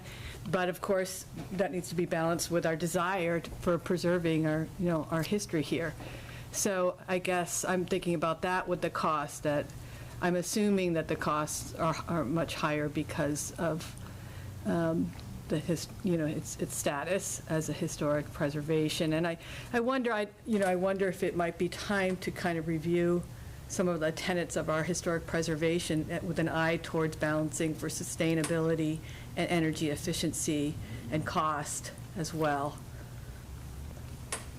Yeah, I mean, with this project in particular, it's really working on securing the envelope of the building and addressing things that, haven't really been looked at for 100+ years. So there's, the collar ties don't connect anymore. They're pulling the roof apart. There's holes in the roof. So I think with these exterior envelope securing phases, this definitely is also working on sustainability and energy efficiency.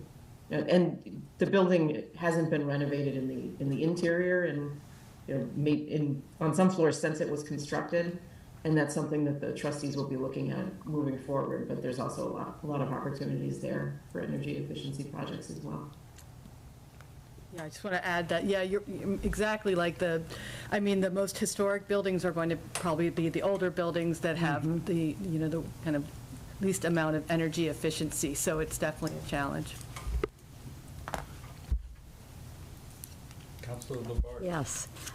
Sarah, thank you very much for bringing that forth about of them, the trustees, looking at the situation, like the hole in the roof, whatever, the new roof right down the line. This is the second phase on it, and I'm glad to hear that the trustees are realizing that they need to really keep control of the condition of a building.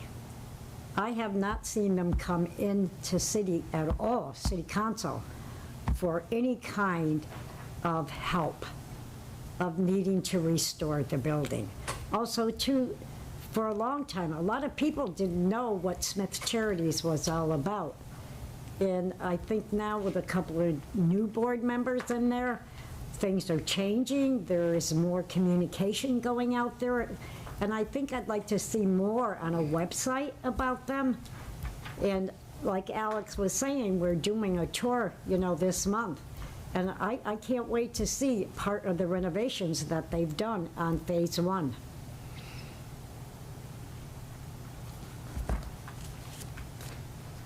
Any other questions for Sarah? Any thoughts on what we should do with this?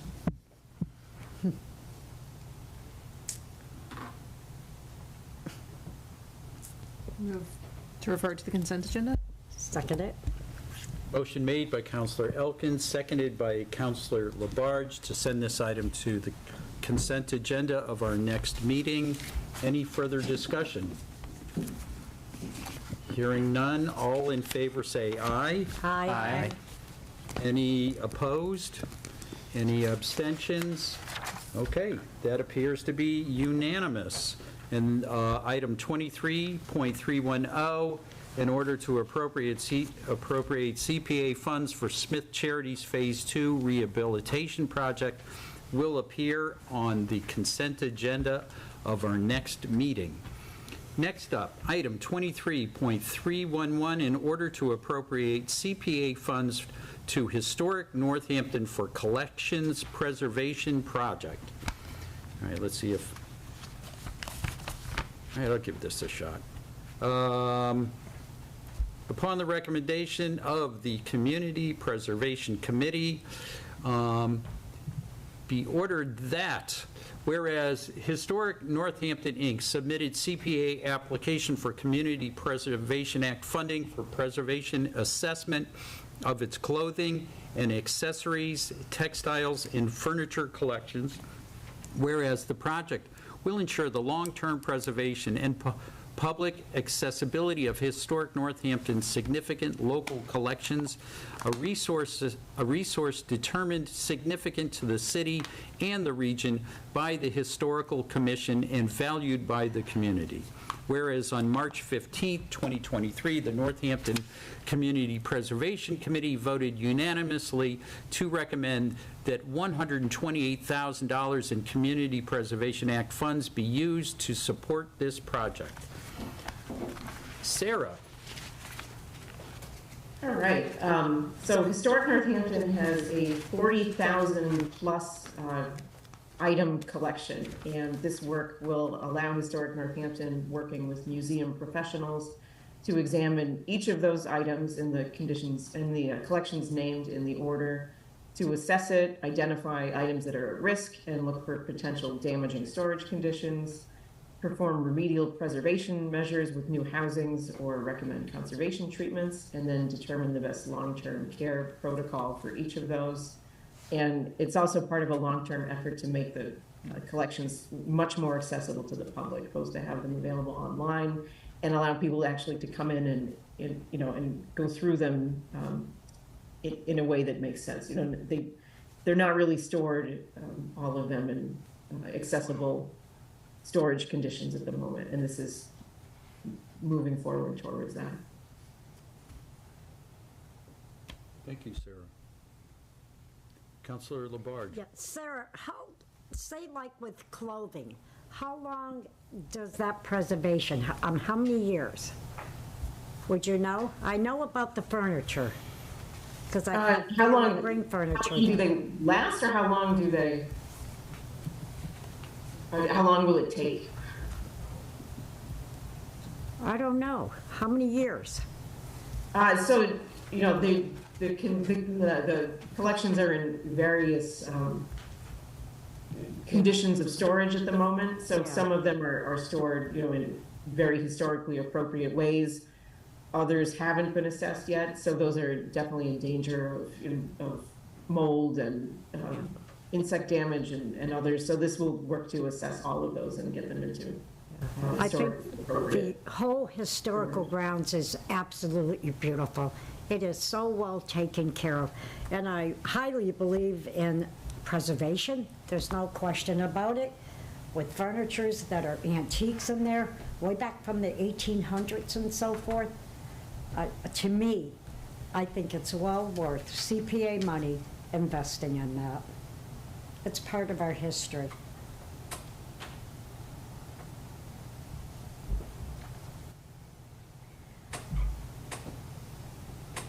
I have a question, Sarah. Can you give us some examples of items in the collection?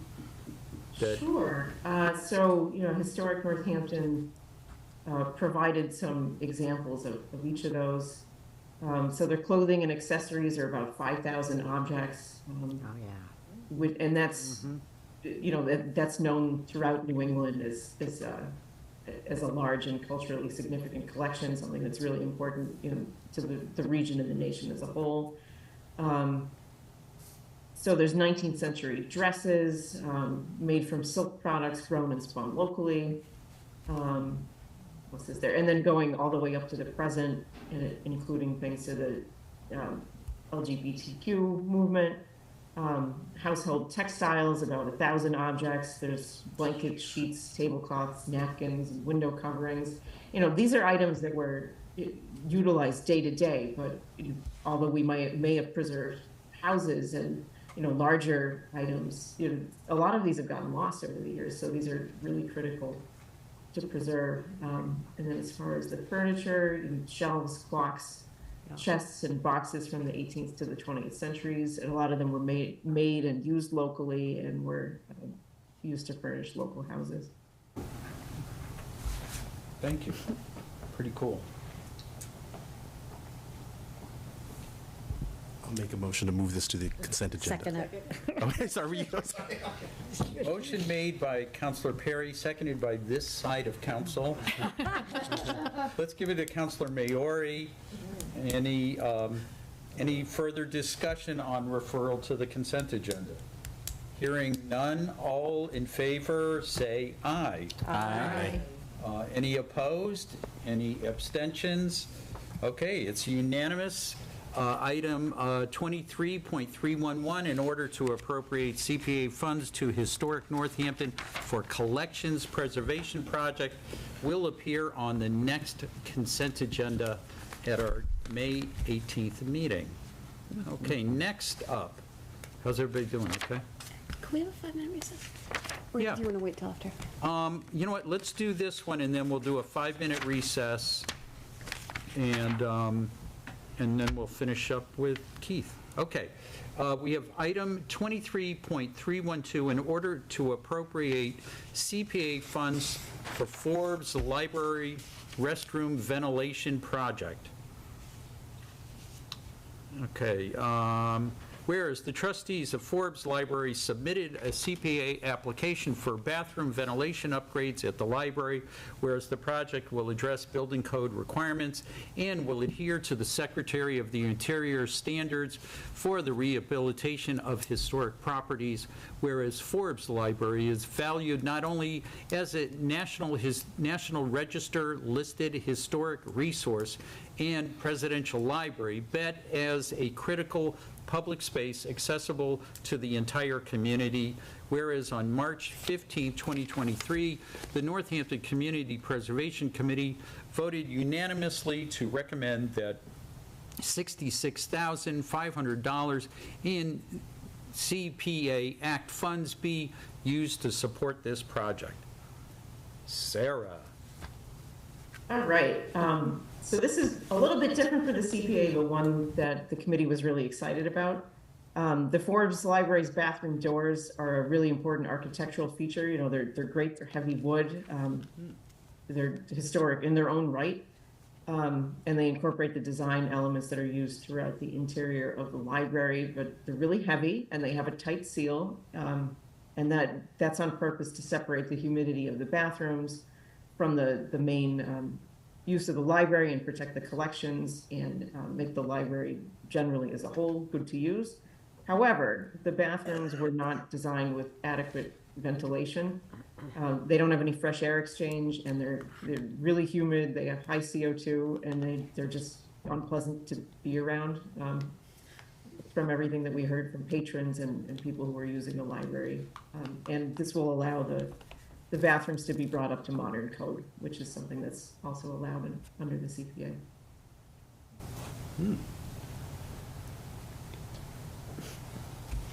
It's a must. Councilor Maori. Yeah. Sarah, didn't we have some funding for the ventilation project at Forbes last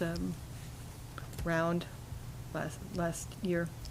So not through CPA, but there are additional upgrades being done with a variety of funding sources at Forbes, including CDBG, Community Development Block Grant funds to upgrade the entrances to the bathrooms and make them ADA accessible. But this is the first project in some years that's gone to Forbes through the CPA. Well, I've heard of the need for this from from folks who hang out at Forbes, so yeah, I'll be supporting it. In part because I don't want to ask more questions about the conditions inside of the restrooms. I would move that we move this to the consent agenda. Second. Motion made by Councilor Elkins, seconded by Councilor Jarrett to put this on the consent agenda. Any further discussion? Councilor Foster. Don't worry, I'm not going that direction. That's why you wanted to break. But but very briefly and tangentially, I had the incredible pleasure, it was slightly scary, of chaperoning the Bridge Street School second grade field trip to the Forbes Library today. Oh. And so we walked from the school down to the library, and there was a presentation. But the first question that the second graders were asked when we were all in the room was, who owns the library? And it was fascinating to see the answers.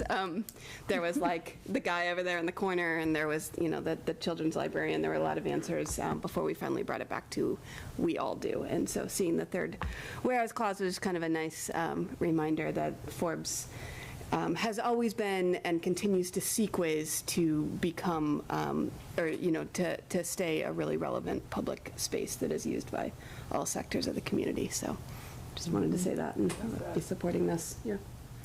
Nice. Okay, any more discussion?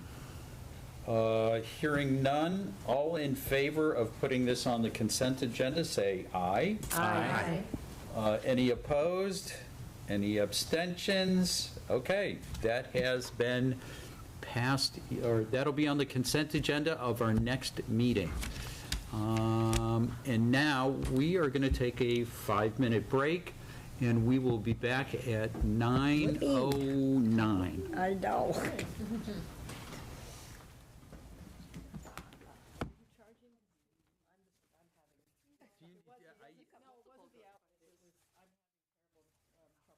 Hey, Alex, if you stay like another 20 minutes, you'll be here for the whole meeting. Let him go home.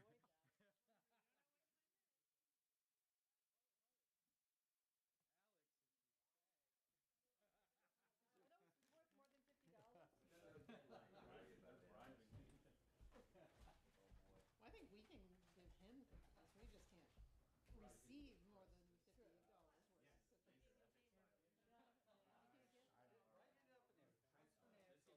worth of cookies. I wonder what Jam. kind of cookies or amount of cookies would add up. More than $50. That's the question. It could add up, it could count up. Truffle beauties or, what do you call them?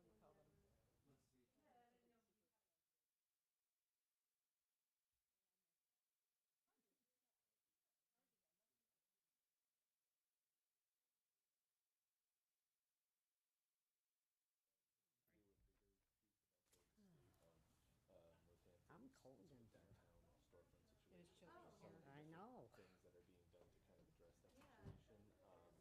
I would like to So like do. the new businesses coming in, or? Yeah, just like new businesses that are coming in, the ones that have left.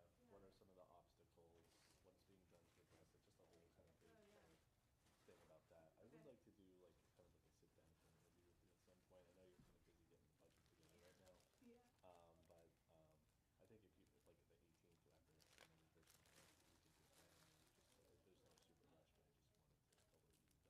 Yeah, if we can wait till the following week after it's submitted, yeah, I'd be happy to sit down and talk about it. Okay, I agree. There's a bunch of, we did some ARPA grants that was Yep. around business development and supporting small businesses and Right. stuff. So, yeah, Okay, absolutely. excellent. That's good. I just Yeah, wanted to let you know about call Ian in my office. that. Okay. Until that time. Okay, excellent. Thank you. The fire department investigated that.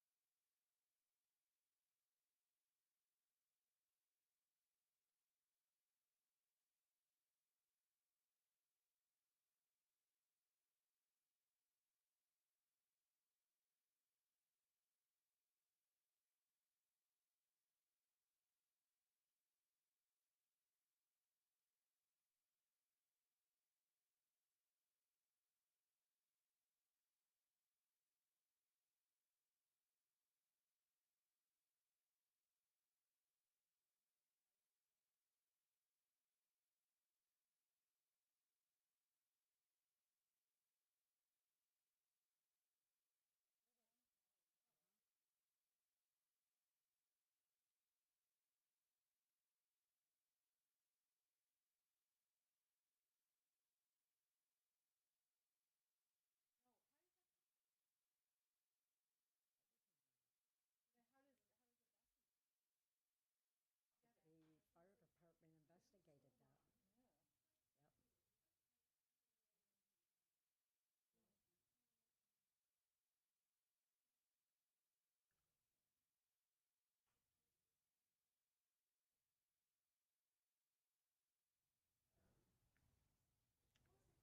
It's gonna be like a whole brand-new house, for Christ's sakes. Yeah, I know. Yes. It is.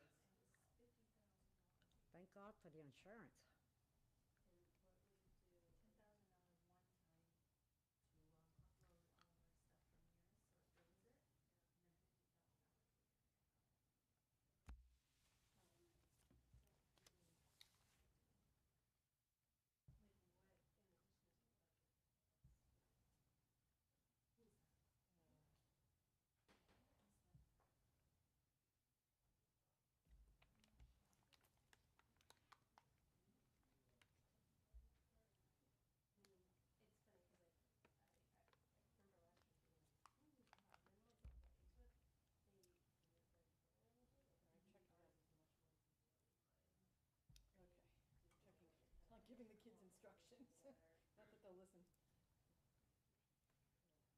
St. Patrick Jr. at all? His new girlfriend?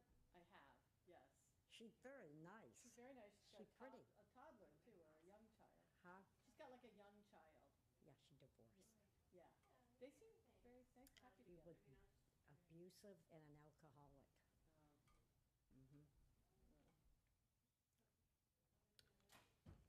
She's in good hands. He paid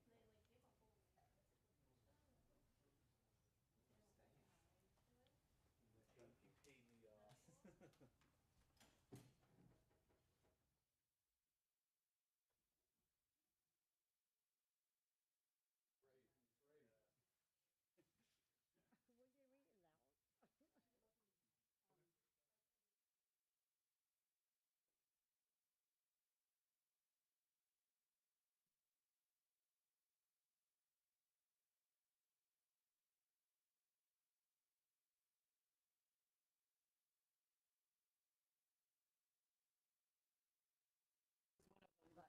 Was locked. Yeah, I think, well, I think I'm gonna have to. Yeah, the women's room.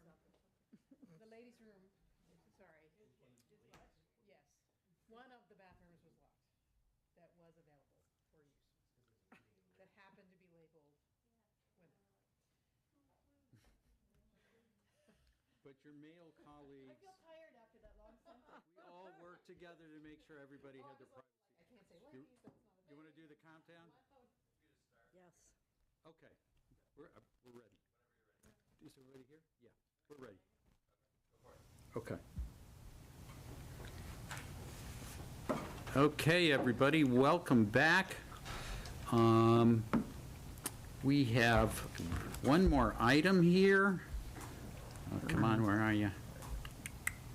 That's not it.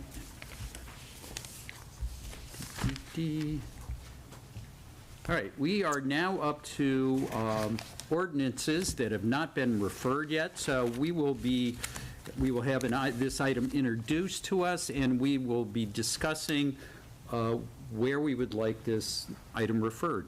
So item 23.306, an ordinance relative to accessible parking spaces.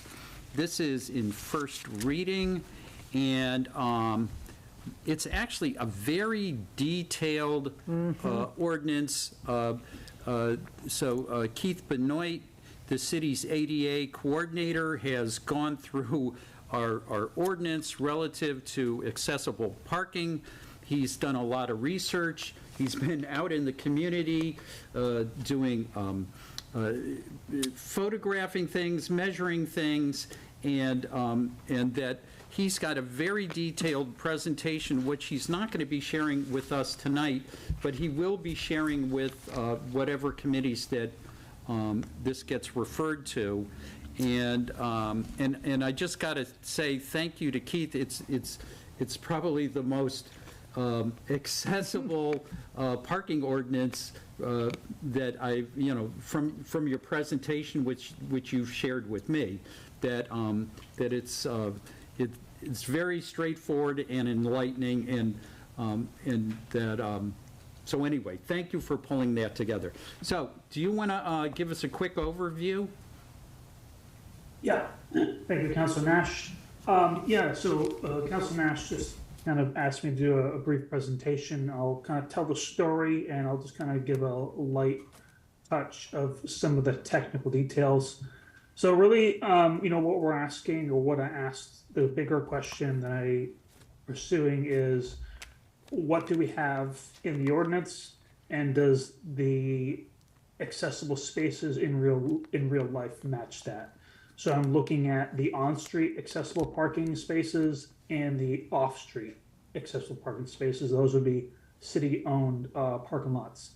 And really kind of why this is important. We want to understand if we are in compliance with the ADA, Americans with Disabilities Act, and then also we have a big project called Main Street Redesign, and we want to make sure that the language in the ordinance is correct before we start changing. So there's a lot of details in my full presentation, but we want to make sure that the ordinance is, or the schedule, excuse me, the schedule of on-street parking is correct. And right now, there's not. It's not correct. Basically, what's happened is we have added parking spaces, mostly to parking lots in real life, but they have not been reflected in the ordinance. And then we have taken away parking spaces on street. And what that does is it changes the reference point. So if I said this accessible parking space is the 5th parking space from Crafts Avenue, and then I take one away, like we did in front of City Hall, then that reference has changed. It is not the 5th, it is now the 4th. So those are things that change physically in the environment, that the language in the schedule needs to be reflected. But then there's also just a lot of inconsistency. Inconsistency in how the kind of the spaces are referenced. So some of them use, say, the first parking space or the second parking space, and others use 418 feet from this point. So what I really want to do is make sure that the language is consistent, and being able to audit. And what I mean by audit, being able to find parking space without any tools. So if you say it is 418 feet from Main Street, then you need to have measuring tape and be out there. But if it's something as simple as it's the first parking space, then all you have to do is to walk up to it.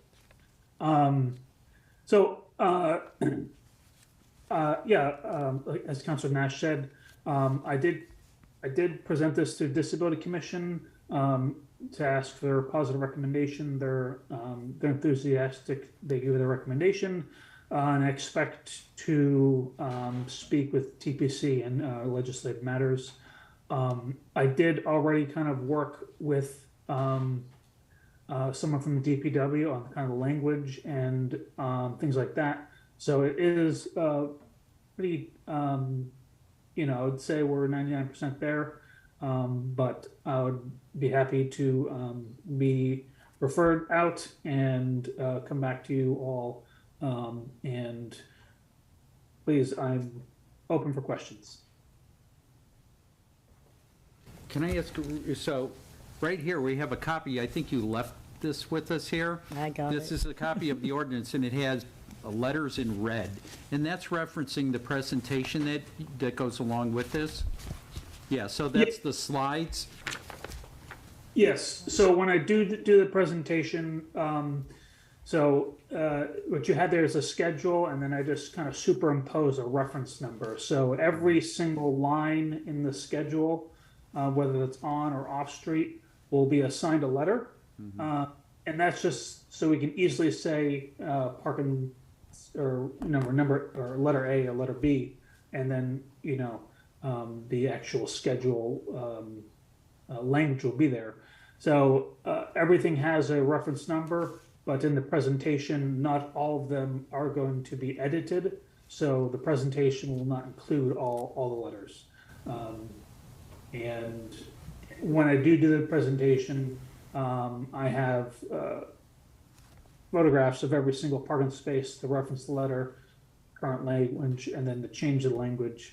And as I said, it can be a lot of detail, but it's not technically challenging or politically challenging. There is one parking space. I'll just give a brief synopsis. So there was 2 accessible parking spaces on Elm Street in front of the high school, and whenever we took away the road as part of the redesign of the high school many years back, we never took those parking spaces out of the ordinance. So they've existed in the I'm sorry, I keep saying ordinance, I mean schedule. They've kept existing in the schedule, but they don't exist in real life anymore. And then that also happened the end of Center Street across from Cirios, so the same side as the State Street fruit store. there is an accessible parking space on that end there, but it's been painted over or the paint has disappeared. So that's more of a maintenance thing. But as of right now, there is no paint or a sign designating that as a accessible parking space. But in my audit, I've noticed that. So it could appear that that accessible parking space will just appear, but it's been on the schedule for quite a while now, but it just has not existed in reality. Thank you for that overview. Yes. So a lot of detail to follow to whoever gets the referral. Okay. Yes. Counselors, any questions? Counselor Labarge? Yes, Keith and the commission has put a lot of work into this, but it has not been sent to transportation and parking yet, correct? Correct. I would like to make that motion that we send this to transportation and parking, and then to legislative matters. Sorry. Second? Okay, motion made by Counselor Labarge, seconded by Counselor Elkins to refer this, the schedule of parking changes to legislative matters and to the TPC. Any discussion? Hearing none, all in favor say aye. Aye. Any opposed? Any abstentions? Okay, it's unanimous, and that has been referred to the TPC and to the legislative matters. Keith, thank you for being here and sticking it out to the end, and we look forward to the presentation. Next up on the agenda, I think, is adjournment. Move to adjourn. Second? Okay. Motion made by Counselor Foster, seconded by Counselor Elkins to adjourn. Can we do voice vote on this? Yeah. All in favor, say aye. Aye. Any opposed? Any abstentions? We are adjourned. Yippee. All right, thank you, everybody. Have a great night.